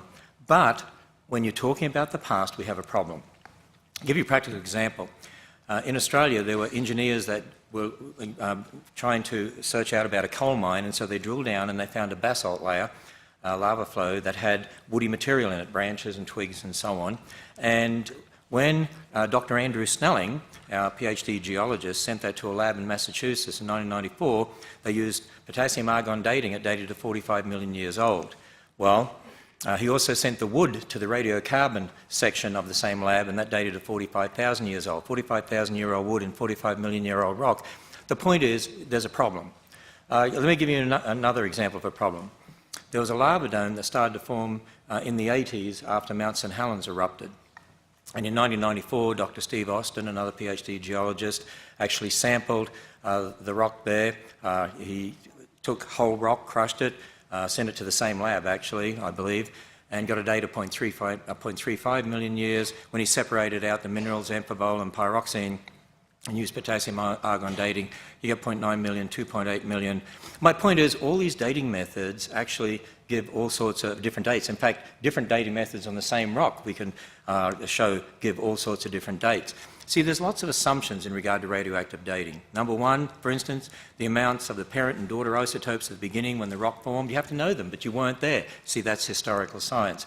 Assumption two, that all daughter atoms measured today must have only been derived in situ radioactive decay of parent atoms. In other words, it's a closed system, but you don't know that, and there's a lot of evidence that that's not so. Assumption number 3, that the decay rates have remained a constant. And they're just some of them. There's others as well. The point is there's lots of assumptions in regard to the dating method. So there's no dating method you can use that you can absolutely age date a rock. There's all sorts of differences out there. And I do want to address the bit you brought up about Christians believing in millions of years. Yeah, there's a lot of Christians out there that believe in millions of years, but I'd say they have a problem. I'm not saying they're not Christians, but because salvation is conditioned upon faith in Christ, not the age of the earth, but there's an inconsistency with what the Bible teaches. If you believe in millions of years, you've got death and bloodshed, suffering, disease, over millions of years leading to man, because that's what you see in the fossil record. The Bible makes it very clear death is a result of man's sin. In fact, the first death was in the garden when God killed an animal, clothed Adam and Eve, first blood sacrifice, pointing towards what would happen with Jesus Christ, who would be the one who would be die once and for all. Now, if you believe in millions of years as a Christian, in the fossil record, there's evidence of animals eating each other. The Bible says originally all the animals and man were vegetarian. We weren't told we could eat meat until after the flood. There's diseases represented in the fossil record, like brain tumours, but the Bible says when God made everything, it was very good. God doesn't call brain tumours very good. There's fossilised thorns in the fossil record. Instead of being hundreds of millions of years old, the Bible says thorns came after the curse. So these two things can't be true at the same time. And you know what? There's hundreds of dating methods out there, hundreds of them. Actually, 90% of them contradict billions of years. And the point is, all such dating methods are fallible. And I claim there's only one infallible dating method. It's a witness who was there, who knows everything, who told us. And that's from the Word of God. And that's why I would say that the Earth is only 6,000 years. And as Dr. Faulkner said, there's nothing in astronomy, and certainly Dr. Snelling would say there's nothing in geology to contradict a belief in a young age for the Earth and the universe. Thank you, Mr. Ham. Mr. Nye, your 5-minute rebuttal, please. Thank you very much. Let me start with the beginning. If you find 45 million year old rock on top of 45,000 year old trees, maybe the rock slid on top. Maybe that's it. That seems a much more reasonable explanation than it's impossible. As far as dating goes, actually the methods are very reliable. One of the mysteries or interesting things that people in my business, especially at the Planetary Society, are interested in is why all the asteroids seem to be so close to the same date. It's in age, 4.5, 4.6 billion years. It's a remarkable thing. People at first expected a little more of a spread. So I understand that you take the Bible as written in English, translated not countless, but many, many times over the last 3 millennia, as to be a more accurate, more reasonable assessment of the natural laws we see around us than what I and everybody in here can observe. That to me is unsettling, troubling. And then about the disease thing, are the fish sinners? Have they done something wrong to get diseases? That's sort of an extraordinary claim that takes me just a little past what I'm comfortable with. And then as far as you can't observe the past, I have to stop you right there. That's what we do in astronomy. All we can do is in astronomy is look at the past. By the way, you're looking at the past right now because the speed of light bounces off of me and then gets to your eyes. And I'm delighted to see that the people in the back of the room appear just that much younger than the people in the front. So this idea that you can separate the natural laws of the past from the natural laws that we have now, I think is at the heart of our disagreement. I don't see how we're ever going to agree with that if you insist that natural laws have changed. It's, for lack of a better word, it's magical. And I have appreciated magic since I was a kid, but it's not really what we want in conventional mainstream science. So your assertion that all the animals were vegetarians before they got on the ark, that's really remarkable. I have not spent a lot of time with lions, but I can tell they've got teeth that really aren't set up for broccoli. that these animals were vegetarians till this flood is something that I would ask you to provide a little more proof for. I give you the lion's teeth. You give me verses as translated into English over, 30 centuries? So that is not enough evidence for me. If you've ever played telephone, I remember very well in kindergarten, where you have a secret and you whisper it to the next person, to the next person, to the next person. Things often go wrong. So it's very reasonable to me that instead of lions being vegetarians on the ark, lions are lions, and the information that you use to create your worldview is not consistent with what I as a reasonable man would expect. So I want everybody to consider the implications of this. If we accept Mr. Ham's point of view, that Mr. Ham's point of view, that the Bible as translated into American English serves as a science text, and that he and his followers will interpret that for you, I want you to consider what that means. It means that Mr. Ham's word, or his interpretation of these other words, is somehow to be more respected than what you can observe in nature, what you can find literally in your backyard in Kentucky. It's a troubling and unsettling point of view, and it's one I'd very much like you to address when you come back. As far as the 5 races that you mentioned, it's kind of the same thing. The 5 races were claimed by people who were of European descent, and they said, hey, we're the best, check us out. And that turns out to be, if you've ever traveled anywhere or done anything, not to be that way. People are much more alike than they are different. So are we supposed to take your word for English words translated over the last 30 centuries instead of what we can observe in the universe around us? Very good. And Mr. Ham, would you like to offer your 5-minute counter rebuttal? First of all, Bill, just so I just don't want a misunderstanding here, and that is the 45,000-year-old wood, or supposedly 45,000, was inside the basalt. So it was encased in the basalt, and that's why I was making that particular point. And I would also say that natural law hasn't changed. As I talked about, I said we have the laws of logic, the uniformity of nature, and that only makes sense within a biblical worldview anyway, of a creator God who set up those laws, and that's why we can do good experimental science, because we assume those laws are true, and they'll be true tomorrow. I do want to say this, that you said a few times, Ken Ham's view or Ken Ham's model. It's not just Ken Ham's model. We have a number of PhD scientists on our own staff. I had video quotes from some scientists. It's Dr. Demadian's model, it's Dr. Fabish's model, it's Dr. Faulkner's model, it's Dr.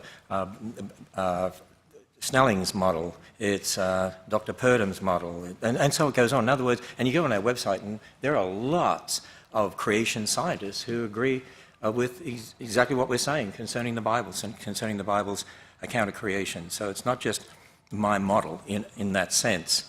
There's so much that I could say, but as I listen to you, I believe you're confusing terms in regard to species and kinds, because we're not saying God created all those species, we're saying God created kinds, and we're not saying species got on the ark, we're saying kinds. In fact, we've had researchers working on what is a kind. For instance, there's a number of papers published on our website where, for instance, they look at dogs and they say, well, this one breeds with this one, with this one, with this one, this one, this one, and you can look at all the papers around the world and you can connect them all together and say that obviously represents one kind.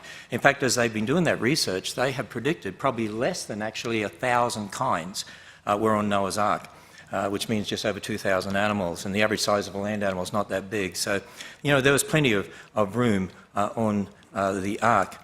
I also believe that a lot of what you were saying was really illustrating my point. You were talking about tree rings and ice layers and just talking about kangaroos getting to Australia and all sorts of things like that. But see, we're talking about the past when we weren't there. We didn't see those tree rings actually forming. We didn't see those layers being laid down. In 1942, for instance, there were some planes that were landed on the ice in Greenland, and They found them, 46 years later, I think it was, 3 miles away from the original location with 250 feet of ice buried on top of them. So ice can build up catastrophically. If you assume 1 layer a year or something like that, it's like the dating methods. You're assuming things in regard to the past that aren't necessarily true. In regard to lions and teeth, most bears have teeth very much like a lion or tiger, and yet most bears are primarily vegetarian. The panda, if you look at its teeth, you'd say maybe it should be a savage carnivore. It eats mainly bamboo. The little fruit bat in Australia has really sharp teeth, looks like a savage little creature, and it rips into fruit. So just because an animal has sharp teeth doesn't mean it's a meat eater, it means it has sharp teeth. And so again, it really comes down to our interpretation of these things. I think too, in regard to the Missoula example that you gave, creationists do believe there's been post-flood catastrophism. Noah's flood certainly was a catastrophic event, but then there's been post-flood catastrophism since that time as well. And again, in regard to historical science, why would you say Noah was unskilled? I mean, I didn't meet Noah, and neither did you. And, really, it's an evolutionary view of origins, I believe, because you're thinking in terms people before us aren't as good as us. Hey, there are civilizations that existed in the past, and we look at their technology, and we can't even understand today how they did some of the things that they did. Who says Noah couldn't build a big boat? By the way, the Chinese and the Egyptians built boats. In fact, some of our research indicates that some of the wooden boats that were built had 3 layers interlocking so they wouldn't twist like that and leak, which is why here at the Creation Museum we have an exhibit on the Ark where we've rebuilt 1% of the Ark to scale and show 3 interlocking layers like that. And one last thing concerning the speed of light, and that is, I'm sure you're aware of the horizon problem, and that is from a Big Bang perspective, even the secularists have a problem of getting light and radiation out to the universe to be able to exchange with the rest of the universe to get that even microwave background radiation. On their model, 15 billion years or so, they can only get it about halfway, and that's why they have inflation theories, which means everyone has a problem concerning the light issue. There's things people don't understand, and we have some models on our website by some of our scientists to help explain those sorts of things. Mr. Nye, your counter-rebuttal. Thank you, Mr. Ham, but I'm completely unsatisfied. You did not, in my view, address just fundamental questions. 680,000 years of snow ice layers, which require winter-summer cycle. Let's say you have 2,000 kinds instead of 7. That makes the problem even more extraordinary. Multiplying 11 by by 3.5, we get to 35, 40 species every day that we don't see. They're not extant. In fact, you probably know we're losing species due to mostly human activity and the loss of habitat. Then, as far as Noah being an extraordinary shipwright, I'm very skeptical. The shipwrights, my ancestors, the Nye family in New England, spent their whole life learning to make ships. I mean, it's very reasonable, perhaps, to you that Noah had superpowers and was able to build this extraordinary craft with 7 family members, but to me it's just not reasonable. Then, by the way, the fundamental thing we disagree on, Mr. Ham, is this nature of what you can prove to yourself. This is to say, when people make assumptions based on radiometric data, when they make assumptions about the expanding universe, when they make assumptions about the rate at which genes change in populations of bacteria in laboratory growth media, they're making assumptions based on previous experience. They're not coming out of whole cloth. So next time you have a chance to speak, I encourage you to explain to us why we should accept your word for it, that natural law changed just 4,000 years ago, completely, and there's no record of it. There are pyramids that are older than that. There are human populations that are far older than that, with traditions that go back farther than that. And it's just not reasonable to me that everything changed 4,000 years ago. By everything, I mean the species, the surface of the earth, the stars in the sky, and the relationship of all the other living things on earth to humans. It's just not reasonable to me that everything changed like that. And another thing I would very much appreciate you addressing, there are billions of people in the world who are deeply religious, and I respect that. People get tremendous community and comfort and nurture and support from their religious fellows in their communities, in their faiths, in their churches, and yet they don't accept your point of view. There are Christians who don't accept that the earth could somehow be this extraordinarily young age because of all the evidence around them. And so, what is to become of them, in your view? And by the way, this thing started, as I understand it, Ken Ham's creation model is based on the Old Testament. So when you bring in, I'm not a theologian, when you bring in the New Testament, isn't that a little out of the box? I'm looking for explanations of the creation of the world as we know it, based on what I'm going to call science. Not historical science, not observational science. Things that each of us can do, akin to what we do. We're trying to outguess the characters on murder mystery shows, on crime scene investigation especially. What is to become of all those people who don't see it your way? For us in the scientific community, I remind you that when we find an idea that's not tenable, that doesn't work, that doesn't fly, doesn't hold water, whatever idiom you'd like to embrace, we throw it away. We're delighted. That's why I say if you can find a fossil that has swum between the layers, bring it on. You would change the world. If you could show that somehow the microwave background radiation is not a result of the Big Bang, come on. Write your paper, tear it up. So your view that we're supposed to take your word for this book written centuries ago, translated into American English, is somehow more important than what I can see with my own eyes is an extraordinary claim. And for those watching online especially, I want to remind you that we need scientists and especially engineers for the future. Engineers use science to solve problems and make things. We need these people so that the United States can continue to innovate and continue to be a world leader. We need innovation, and that needs science education. Thank you. All right, thank you both. Now we're going to get to the things moving a little bit faster, and I think they may be quite interesting here. It's 40 to 45 minutes, maybe a little bit more actually, we'll have a little more, for questions and answers submitted by our audience here in the Creation Museum. Beforehand, we handed out these cards to everyone. I shuffled them here in the back, and in fact I dropped a lot of them, and then I scooped them up again. And if you saw me sorting through them here, it was to get a pile for Mr. Nye and a pile for Mr. Ham, so that we can alternate reasonably between them. Other than that, the only reason I will skip over one is if I can't read it, or if it's a question that I don't know how to read because it doesn't seem to make any sense, which sometimes happens just because of the way people write.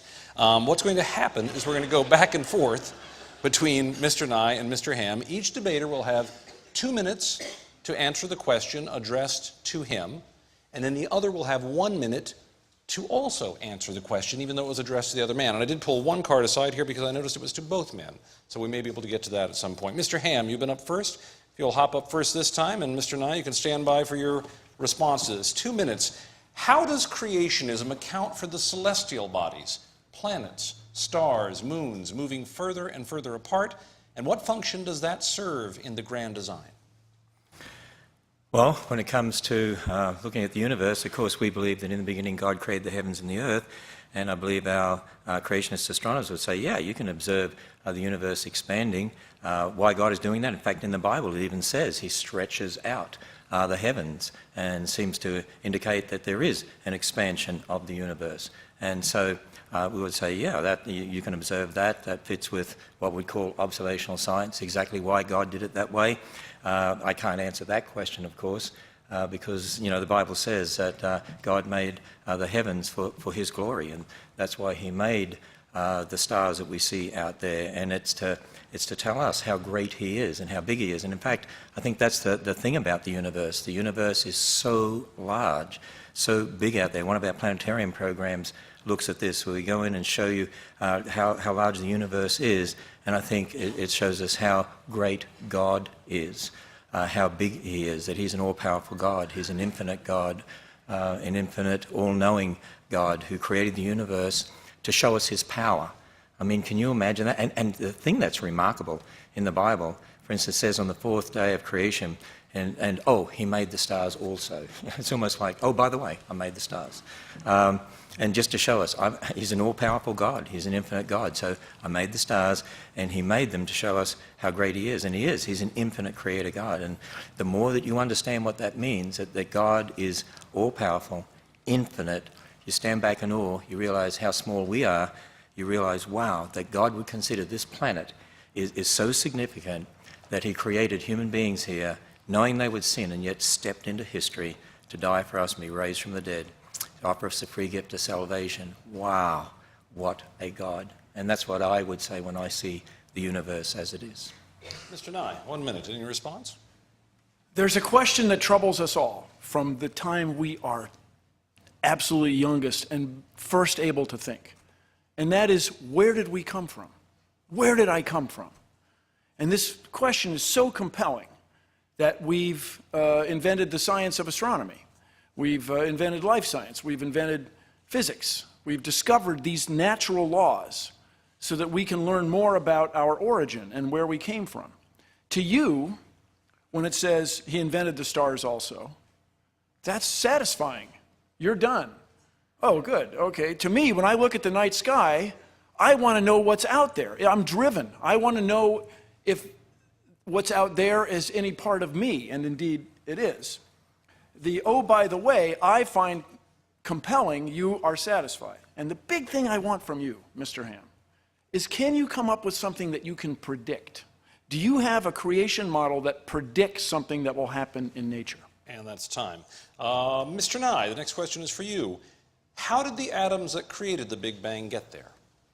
This is the great mystery. You've hit the nail on the head. No, this is so, what was before the Big Bang? This is what drives us. This is what we want to know. Let's keep looking. Let's keep searching. When I was young, it was presumed that the universe was slowing down. It's a Big Bang, except it's in outer space. There's no air, so it goes out like that. And so people presumed that it would slow down, that the universe, the gravity especially, would hold everything together, and maybe it's going to come back and explode again. And people went out, and the mathematical expression is the universe flat? This is a mathematical expression. Will the universe slow down asymptotically without ever stopping? Well, in 2004, Saul Perlmutter and his colleagues went looking for the rate at which the universe was slowing down.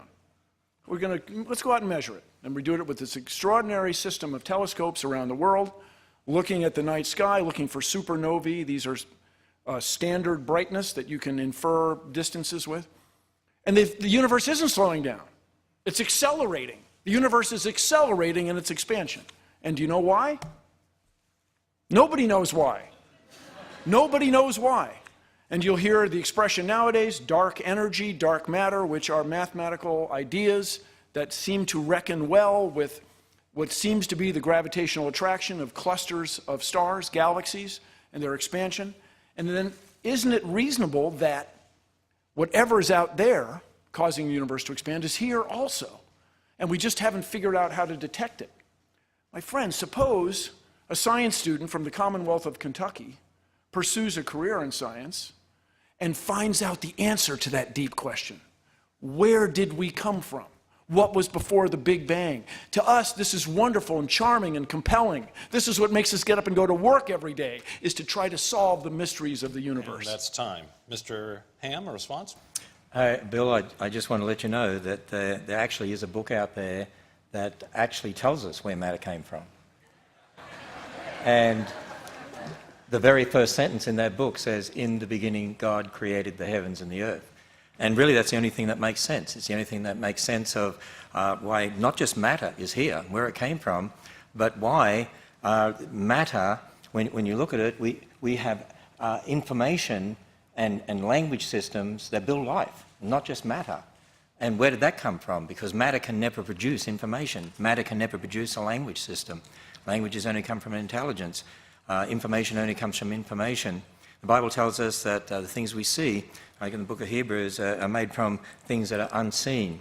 An infinite creator God who created the universe, created matter, the energy, space, mass, time, universe, and created the information for life. It's the only thing that makes logical sense. All right, Mr. Ham, a new question here. The overwhelming majority of people in the scientific community have presented valid physical evidence, such as carbon dating and fossils, to support evolutionary theory. What evidence besides the literal word of the Bible supports creationism? Well, first of all, I often hear people talking about the majority. I would agree that the majority of scientists would believe in millions of years. The majority would believe in evolution, but there's a large group out there that certainly don't. But first thing I want to say is that it's not the majority that's a judge of truth. There have been many times in the past when the majority have got it wrong. The majority of doctors in England once thought after you cut up bodies you could go and deliver babies, and wonder why the death rate was high in hospitals till they found out about diseases caused by bacteria and so on. The majority once thought the appendix was a leftover organ from our evolutionary ancestry, so when it's okay, rip it out. When it's disease, rip it out. Rip it out anyway. But these days we know that it's for the immune system, and it's very, very important. So, first it's important to understand that just because a majority believes something doesn't mean that it's true. And then, I'm sorry, I missed the last part of the question there. What was the... Make sure I have the right question here. About carbon dating. So what evidence besides the literal word of the Bible supports creationism? Well, one of the things I was doing was I was making predictions. I made some predictions. There's a whole list of predictions. And I was saying, if the Bible's right, and we're all descendants of Adam and Eve, there's one race. And I went through and talked about that. If the Bible's right and God made kinds, I went through and talked about that. And so, really that question comes down to the fact that we're again dealing with the fact there's aspects about the past that you can't scientifically prove because you weren't there, but observational science in the present. Bill and I all have the same observational science. We're here in the present. We can see radioactivity. But when it comes to then talking about the past, you're not going to be scientifically able to prove that. And that's what we need to admit. But we can be great scientists in the present, as the examples I gave you of Dr. Damadian or Dr. Stuart Burgess or Dr. Fabich, and we can be investigating the present. Understanding the past is a whole different matter. Mr. Nye, 1 minute response. Thank you, Mr. Ham. I have to disabuse you of a fundamental idea. If a scientist, if anybody, makes a discovery that changes the way people view natural law, scientists embrace him or her. This person's fantastic. Louis Pasteur, you made reference to germs. No, if you find something that changes, that disagrees with common thought, that's the greatest thing going in science. We look forward to that change. We challenge you. Tell us why the universe is accelerating. Tell us why these mothers were getting sick. And we found an explanation for it. And but just the idea that the majority has sway in science is true only up to a point. And then the other thing I just want to point out, what you may have missed in evolutionary explanations of life is it's the mechanism by which we add complexity. The Earth is getting energy from the sun all the time, and that energy is used to make life forms somewhat more complex. And that's time. New question for you, Mr. Nye. How did consciousness come from matter? Don't know. This is a great mystery. A dear friend of mine is a neurologist. She studies the nature of consciousness. Now, I will say, I used to embrace a joke about dogs. I mean, who doesn't? And you can say, this guy remarked, I've never seen a dog paralyzed by self-doubt. Actually, I have. Furthermore, the thing that we celebrate, there are 3 sundials on the planet Mars that bear an inscription to the future. To those who visit here, we wish a safe journey and the joy of discovery. It's inherently optimistic about the future of humankind, that we will one day walk on Mars. But the joy of discovery, that's what drives us. The joy of finding out what's going on. So we don't know where consciousness comes from, but we want to find out. Furthermore, I'll tell you it's deep within us. I claim that I have spent time with dogs that have had the joy of discovery. It's way inside us. We have one ancestor, as near as we can figure. And by the way, if you can find what we in science call a second Genesis, This is to say, did life start another way on the Earth?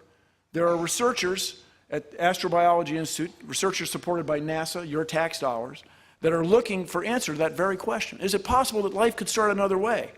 Is there some sort of life form akin to science fiction that's crystal instead of membranous? This would be a fantastic discovery that would change the world. The nature of consciousness is a mystery. I challenge the young people here to investigate that very question. And I remind you, taxpayers and voters that might be watching, if we do not embrace the process of science, I mean in the mainstream, we will fall behind economically. This is a point I can't say enough. Mr. Ham, a 1-minute response. Bill, I do want to say that there is a book out there that does document where consciousness came from. And in that book, the one who created us said that he made man in his image, and he breathed into man, and he became a living being. And so the Bible does document that. That's where consciousness came from, that God gave it to us. And the other thing I want to say is, I'm sort of I have a mystery. And that is, you talk about the joy of discovery, but you also say that when you die, it's over, and that's the end of you. And if when you die, it's over, and you don't even remember you were here, what's the point of the joy of discovery anyway? I mean, in an ultimate sense. You won't ever know you were ever here, and no one who knew you will know they were ever here ultimately, so what's the point anyway? I love the joy of discovery because this is God's creation, and I'm finding more out about that to take dominion for man's good and for God's glory. Time. Mr. Ham, a new question. This is a simple question, I suppose, but one that actually is fairly profound for all of us in our lives. What, if anything, would ever change your mind?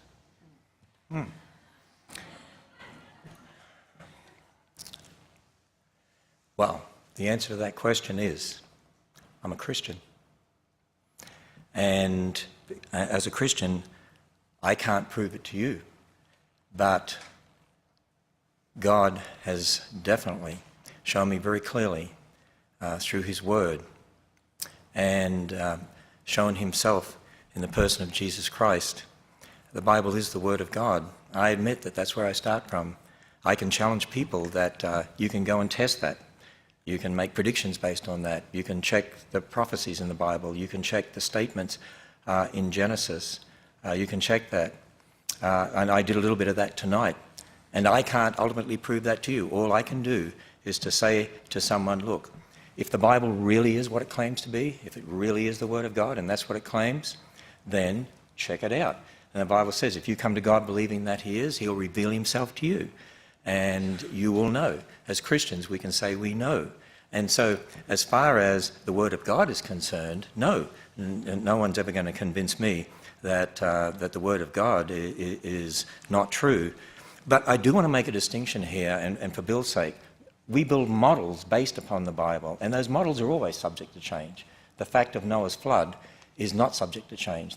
The model of how the flood occurred is subject to change because we observe in the current world, and we're able to come up with maybe different ways this could have happened or that could have happened, and that's part of that scientific discovery.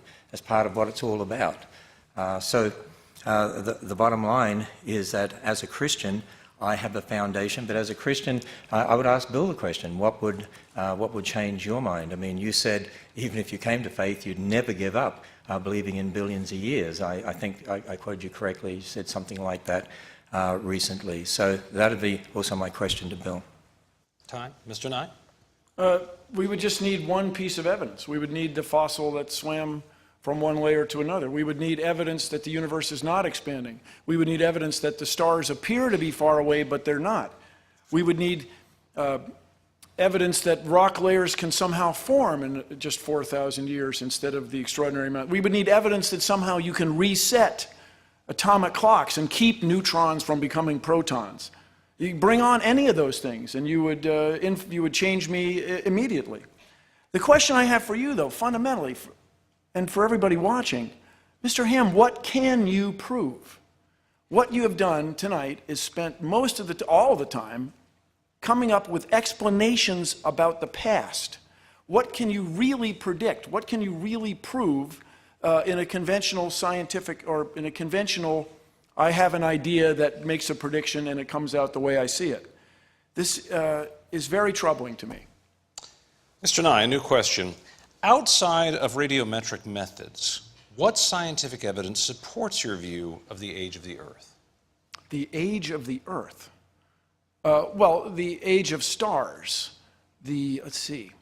Radiometric evidence is pretty compelling. Also, the deposition rates. It was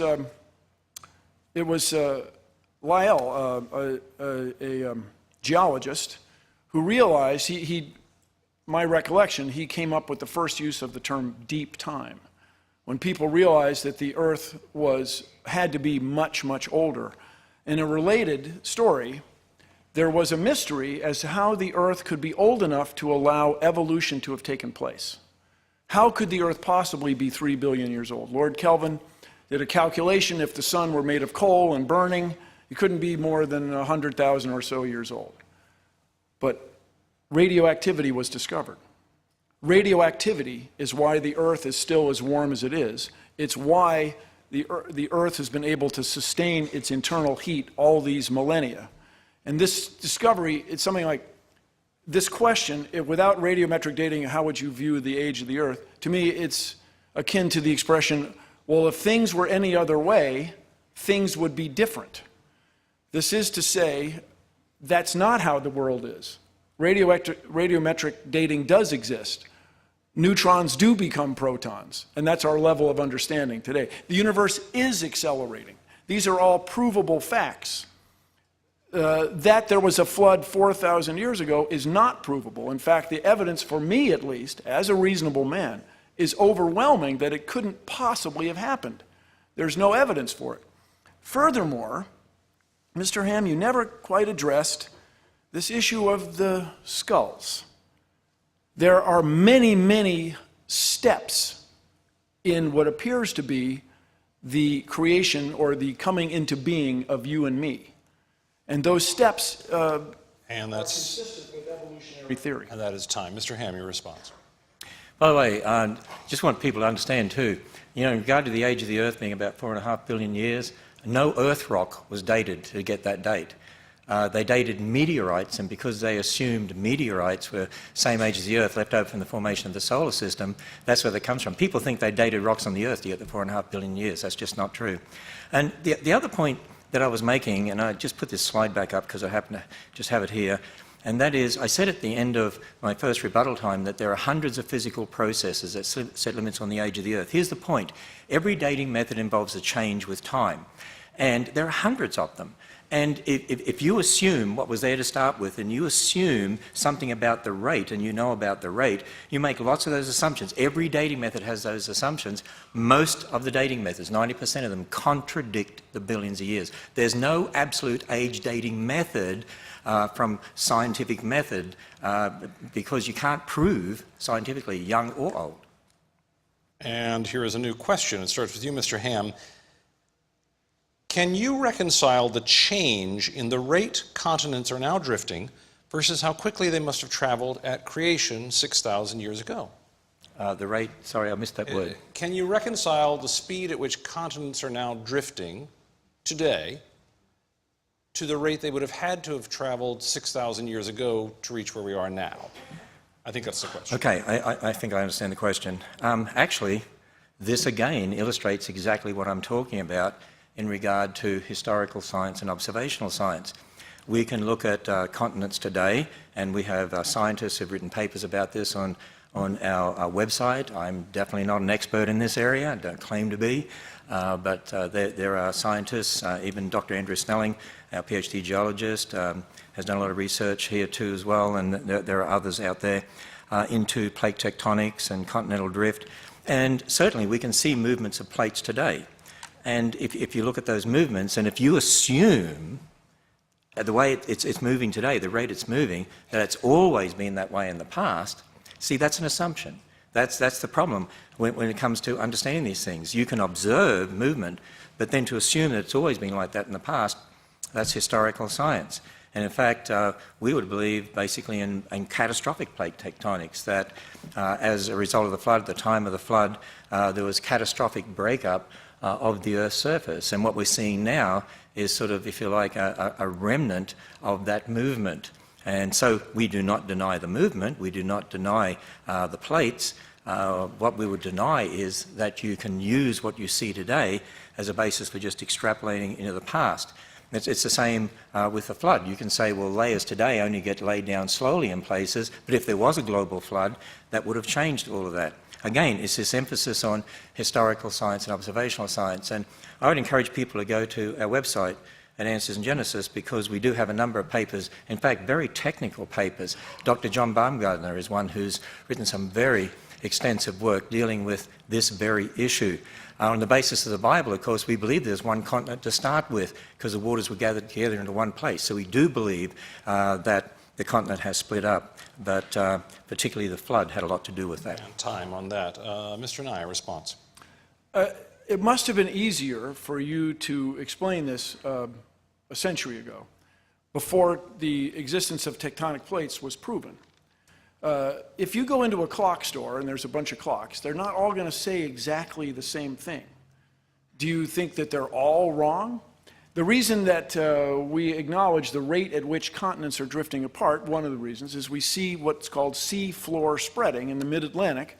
The Earth's magnetic field has reversed over the millennia, and as it does, it leaves a signature in the rocks as the continental plates drift apart.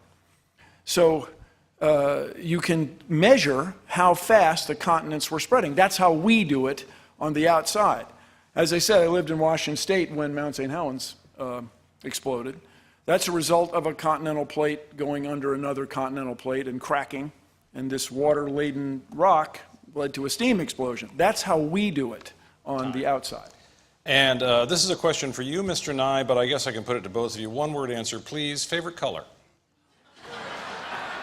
I will go along with most people and say green, and it's an irony that green plants reflect green light. Did I not say one-word answer? Most of the light, I said one-word answer. most of the light from the sun is Ham, green, favorite yet they color? reflect it. It's a mystery.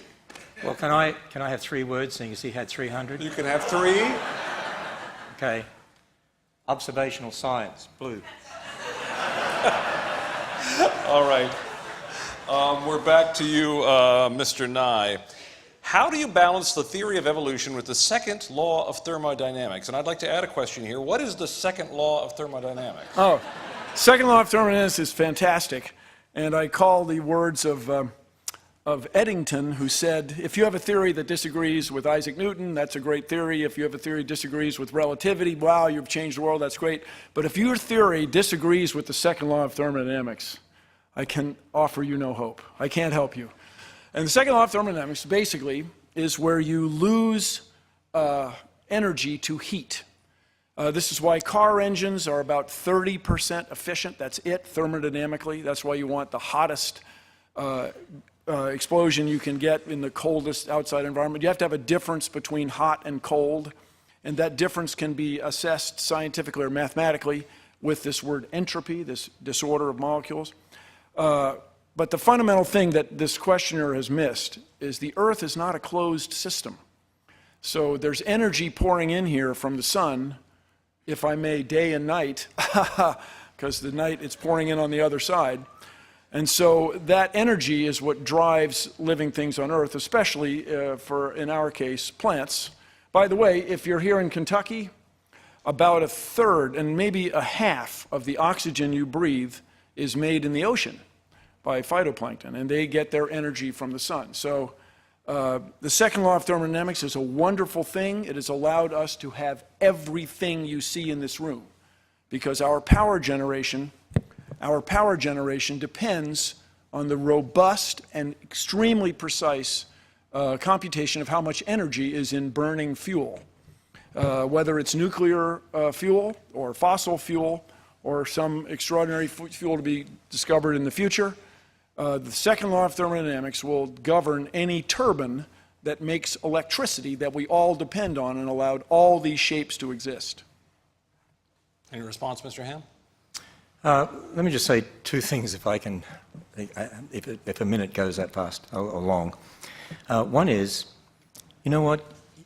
Here's a point we need to understand. You can have all the energy that you want, but energy or matter will never produce life. God imposed information, language system, and that's how we have life. Matter by itself could never produce life, no matter what energy you have. And, you know, even if you've got a dead stick, you can have all the energy in the world in that dead stick, it's going to decay. And it's not going to produce life. From a creationist perspective, we certainly agree. I mean, before man sinned, you know, there was digestion and so on, but because of the fall, now things are running down. God doesn't hold everything together as he did back then. So now we see, in regard to the second law of thermodynamics, we'd say it's sort of, in a sense, a bit out of control now compared to what it was originally, which is why we have a running down universe. And that's time. A new question for you, Mr. Ham. Hypothetically, if evidence existed that caused you to have to admit that the earth was older than 10,000 years and creation did not occur over 6 days, would you still believe in God and the historical Jesus of Nazareth and that Jesus was the Son of God? Well, I've been emphasizing all night. You cannot ever prove using the scientific method in the present, you can't prove the age of the earth. So you can never prove it's old. So there is no hypothetical because you can't do that.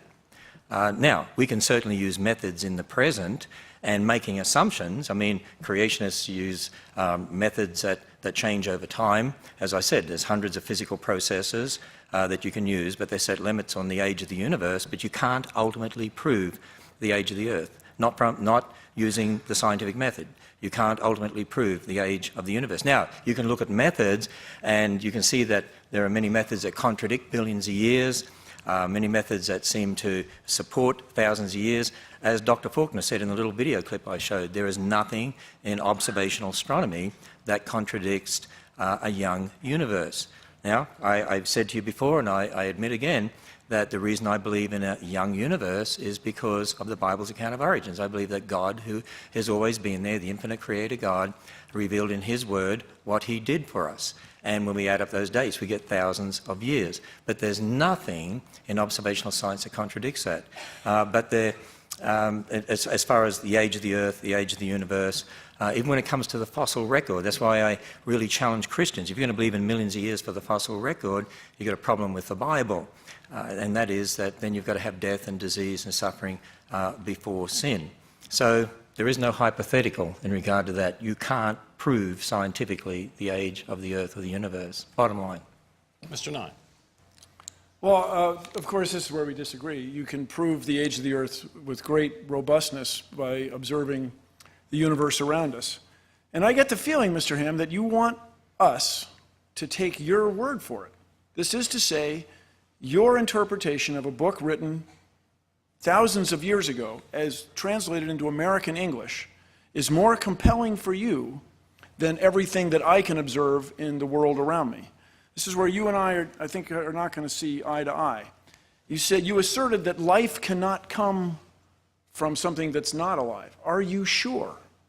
Are you sure enough to say that we should not continue to look for signs of water and life on Mars, that that's a waste? You're sure enough to claim that. That is an extraordinary claim that we want to investigate. Once again, what is it you can predict? What do you provide us that can tell us something about the future, not just about your vision of the past? A new question, Mr. Nye. Is there room for God in science? Well, we remind us there are billions of people around the world who are religious and who accept science and embrace it, and especially all the technology that it brings us. Is there anyone here who doesn't have a mobile phone that has a camera? Is there anyone here whose family members have not benefited from modern medicine? Is there anyone here who doesn't use email? Is there anybody here who doesn't eat? Because we use information sent from satellites in space to plant seeds on our farms. That's how we're able to feed 7.1 billion people, where we used to barely be able to feed a billion. So that's what I see. That's what we have used science, or the process. Science for me is two things. It's the body of knowledge, the atomic number of rubidium, and it's the process, the means by which we make these discoveries. So for me, that's not really that connected with your belief in a spiritual being or a higher power. If you reconcile those two, scientists, the head of the National Institutes of Health is a devout Christian. There are billions of people in the world who are devoutly religious. They have to be compatible because those same people embrace science. The exception is you, Mr. Ham. That's the problem for me. You want us to take your word for what's written in this ancient text to be more compelling than what we see around us. The evidence for a higher power and spirituality is, for me, separate. I encourage you to take the next minute and address this problem of the fossils, this problem of the ice layers, this problem of the ancient trees, this problem of the ark. I mean, really address it. And so then we could move forward. But right now, I see no incompatibility between religions and science. Mr. Ham, response? Yeah, I actually want to take a minute to address the question. Let me just say this. My answer would be God is necessary for science. In fact, you talked about cell phones. Yeah, I have a cell phone. I love technology. We love technology here at Answers in Genesis. And I have email. I probably had millions of them while I've been speaking up here. And satellites and what you said about, the information we get, I agree with all that. See, they're the things that can be done in the present. And that's just like I showed you, Dr. Stuart Burgess, who invented that gear set for the satellite. Creationists can be great scientists. But see, I say God is necessary because you have to assume the laws of logic. You have to assume the laws of nature. You have to assume the uniformity of nature. And that was the question I had for you. Where does that come from if the universe is here by natural processes? Christianity and science, the Bible and science go hand in hand. We love science. But again, you've got to understand, inventing things, that's very different than talking about our origins. Two very different things. Mr. Ham, a new question. Do you believe the entire Bible is to be taken literally? For example, should people who touch pig's skin, I think it says here, be stoned? Can men marry multiple women? Do I believe the entire Bible should be taken literally? Well, remember in my opening address, I said we have to define our terms. So when people ask that question, say literally, I have to know what that person meant by literally. Now, I would say this. If you say naturally, and that's what you mean by literally, I would say, yes, I take the Bible naturally. What do I mean by that? Well, if it's history, as Genesis is, it's written as typical historical narrative, you take it as history. If it's poetry, as we find in the Psalms, then you take it as poetry. It doesn't mean it doesn't teach truth, but it's not a cosmological account in the sense that Genesis is. There's prophecy in the Bible. And there's literature in the Bible, concerning future events and so on.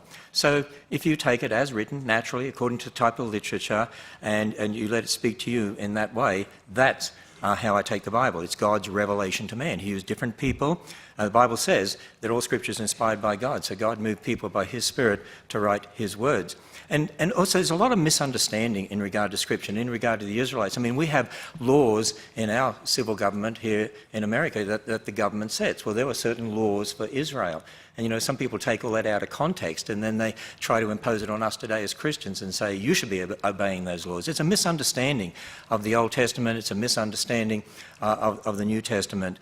And again, it's important to take the Bible as a whole, interpreting Scripture as Scripture. If it really is the Word of God, then there's not going to be any contradiction which says not. And by the way, when men were married to multiple women, there were lots of problems. And the Bible condemns that for what it is, and the Bible is very clear. The Bible is a real book. There were people who did things that were not in accord with Scripture, and it records this for us. It helps you understand it's a real book. But marriage was one man for one woman. Jesus reiterated that in Matthew 19, as I had in my talk. And so those that did marry multiple women were wrong. Time there. Mr. Nye, response. So it sounds to me, just listening to you over the last 2 minutes, that there's certain parts of this document of the Bible that you embrace literally and other parts you consider poetry. So it sounds to me in those last 2 minutes like you're going to take what you like, interpret literally, and other passages you're going to you're going to interpret as poetic or descriptions of human events. All that aside, I'll just say scientifically, or as a reasonable man, it doesn't seem possible that all these things that contradict your literal interpretation of those first few passages, all those things that contradict that, I find unsettling when you want me to embrace the rest of it as literal. Now, as I say, am not a theologian, but we started this debate, is the Ken Ham's creation model viable? Does it hold water? Can it fly? Does it describe anything? And I'm still looking for an answer. And time on that. Mr. Nye, here's a new question. I believe this was miswritten here because they've repeated a word, but I think I know what they were trying to ask. Have you ever believed that evolution was accomplished through way of a higher power? I think that's what they're trying to ask here. This is the intelligent design question, I think. If so, why or why not? Why could not the evolutionary process be accomplished in this way? Okay, I think you may have changed the question just a little bit. No, it's all good. The word-for-word question is, have you ever believed that evolution partook through way of evolution? I think I thought, but let me introduce these ideas for Mr. Ham to comment. The idea that there's a higher power that has driven the course of the events in the universe and our own existence is one that you cannot prove or disprove. And this gets into this expression agnostic. You can't know. I'll grant you that. When it comes to intelligent design, which is, if I understand your interpretation of the question, intelligent design has a fundamental misunderstanding of the nature of nature. This is to say, the old expression is if you were to find a watch in the field and you'd pick it up, you would realize that it was created by somebody who was thinking ahead, somebody with an organization chart with somebody at the top, and he'd order screws from screw manufacturers and springs from spring manufacturers and glass crystals from crystal manufacturers. But that's not how nature works. This is the fundamental insight in the explanation for living things that's provided by evolution. Evolution is a process that adds complexity through natural selection. This is to say, nature has its mediocre designs eaten by its good designs. And so the perception that there's a designer that created all this is not necessarily true, because we have an explanation that is far more compelling and provides predictions and things are repeatable. I'm sure, Mr. Ham, here at the facility, you have an organization chart. I imagine you're at the top, and it's a top-down structure. Nature is not that way. Nature is bottom-up. This was the discovery. Things merge up. Whatever makes it keeps going. Whatever doesn't make it falls away. And this is compelling and wonderful and fills me with joy and is inconsistent with a top-down view. And that's time. Mr. Ham. What Bill Nye needs to do for me is to show me an example of something, some new function that arose that was not previously possible from the genetic information that was there. And I would claim and challenge you that there is no such example that you can give. That's why I brought up the example in my presentation of Walensky's experiments in regard to E. coli, and there were some that seemed to develop the ability to exist on citrate, but as Dr. Fabich said, from looking at his research, he's found that that information was already there. It's just a gene that switched on and off. And so there is no example because, you know, information that's there in the genetic information of different animals, plants, and so on, there's no new function that can be added. Certainly great variation within a kind, and that's what we look at. But you'd have to show an example of brand new function that never previously was possible. There is no such example that you can give anywhere in the world. Fresh question here. Mr. Ham, name one institution, business, or organization other than a church, amusement park, or the Creation Museum that is using any aspect of creationism to produce its product. Any scientist out there, Christian or non-Christian, that is involved in inventing things, involved in a scientific method, is using creation. They are, because they're borrowing from a Christian worldview. They're using the laws of logic. I keep emphasizing that. I want Bill to tell me, in a view of the universe, it's a result of natural processes, explain where the laws of logic came from. Why should we trust the laws of nature? I mean, are they going to be the same tomorrow as they were yesterday? In fact, some of the greatest scientists that ever lived, Isaac Newton, James Clerk Maxwell, Michael Faraday, were creationists. And as one of them said, you know, he's thinking God's thoughts after him. And that's really, modern science really came out of that thinking, that we can do experiments today and we can do the same tomorrow. We can trust the laws of logic. We can trust the laws of nature. And if we don't teach our children correctly about this, they're not going to be innovative. And they're not going to be able to come up with inventions to advance in our culture. And so I think the person was trying to get out that, see, you know, there are lots of secularists out there doing work and they don't believe in creation and they come up with great inventions. Yeah, but my point is they are borrowing from the Christian worldview to do so. And as you saw from the video quotes I gave, people like Andrew Fabich and also Dr. Faulkner have published in the secular journals. There's lots of creationists out there who publish. People might know that they're creationists because the topic doesn't specifically pertain to creation versus evolution, but there's lots of them out there. In fact, go to our website, there's a whole list there of scientists who are creationists, who are out there doing great work in this world and helping to advance technology. Mr. Nye. There's a reason that I don't accept the Ken Ham model of creation, is that it has no predictive quality, as you touched on. And something that I've always found troubling. It sounds as though, and next time around you can correct me, it sounds as though you believe your worldview, which is a literal interpretation of most parts of the Bible, is correct. Well, what became of all those people who never heard of it, never heard of you? What became of all those people in Asia? What became of all those First Nations people in North America? Were they condemned and doomed?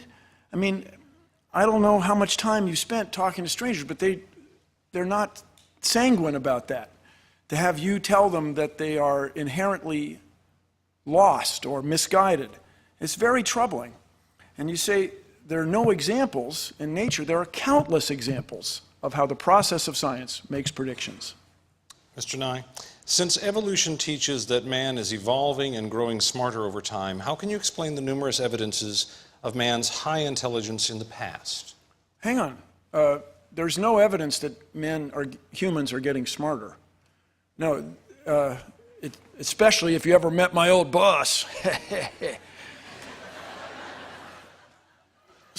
No, it's that what happens in evolution, and it's a British word that was used in the middle 1800s, it's survival of the fittest. And in this usage, it doesn't mean the most push-ups or the highest scores on standardized tests. It means that those that fit in the best. Our intellect, such as it is enabled us to dominate the world. I mean, the evidence of humans is everywhere. James Cameron just made another trip to the bottom of the ocean, the deepest part of the ocean, the first time since 1960. And when they made the first trip, they found a beer can. Humans are everywhere.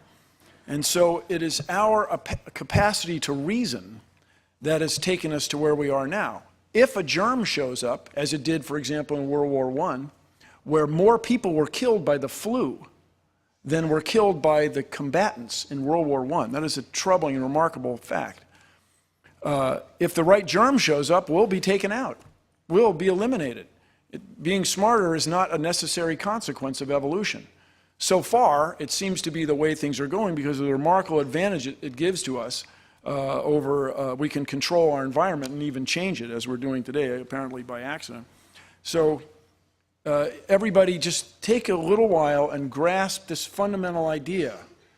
It's how you fit in with nature around you. So as the world changed, as it did, for example, the ancient dinosaurs, they were taken out by a worldwide fireball, apparently caused by an impactor. That's the best theory we have.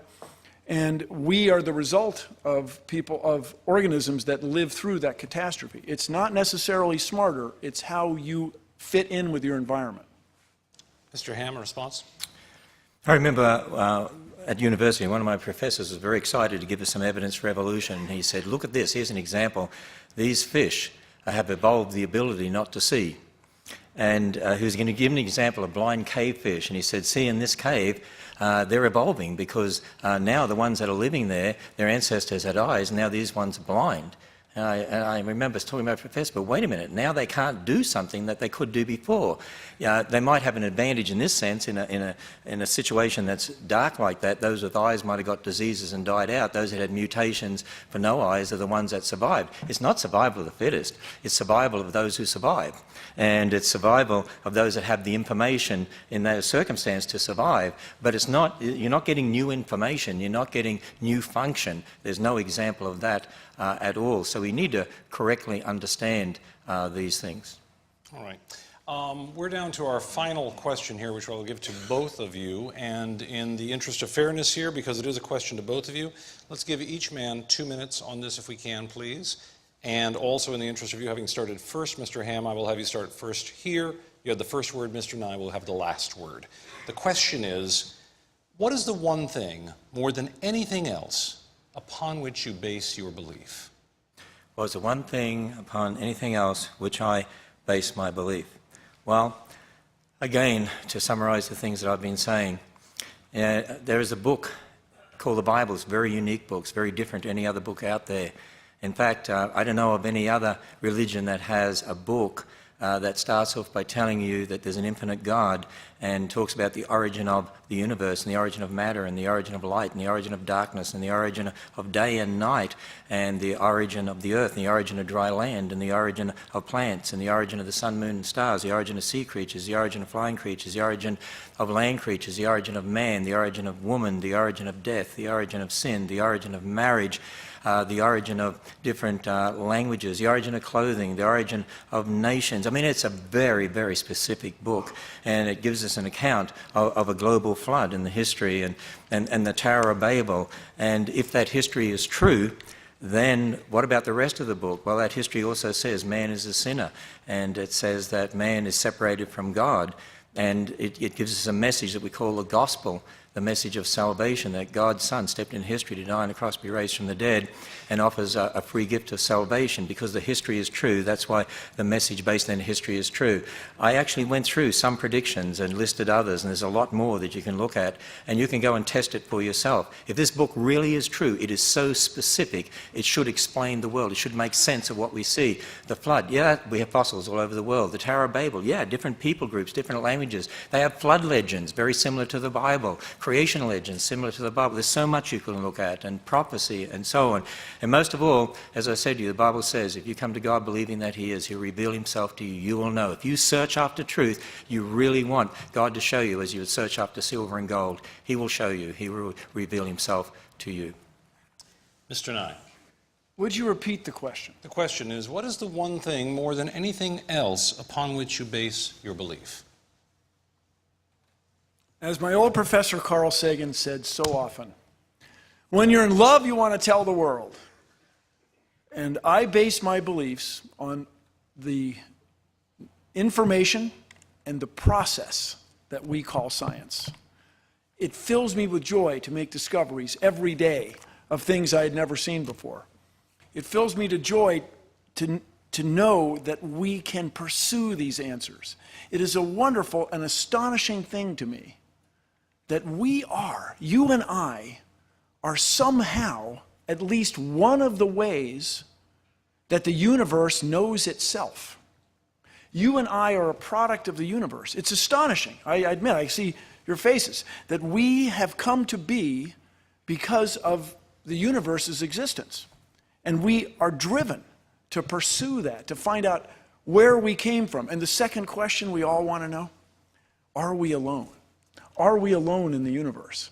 And these questions are deep within us, and they drive us. So the process of science, the way we know nature, is the most compelling thing to me. And I just want to close by reminding everybody what's at stake here. If we abandon all that we've learned, our ancestors, what they've learned about nature and our place in it, if we abandon the process by which we know it.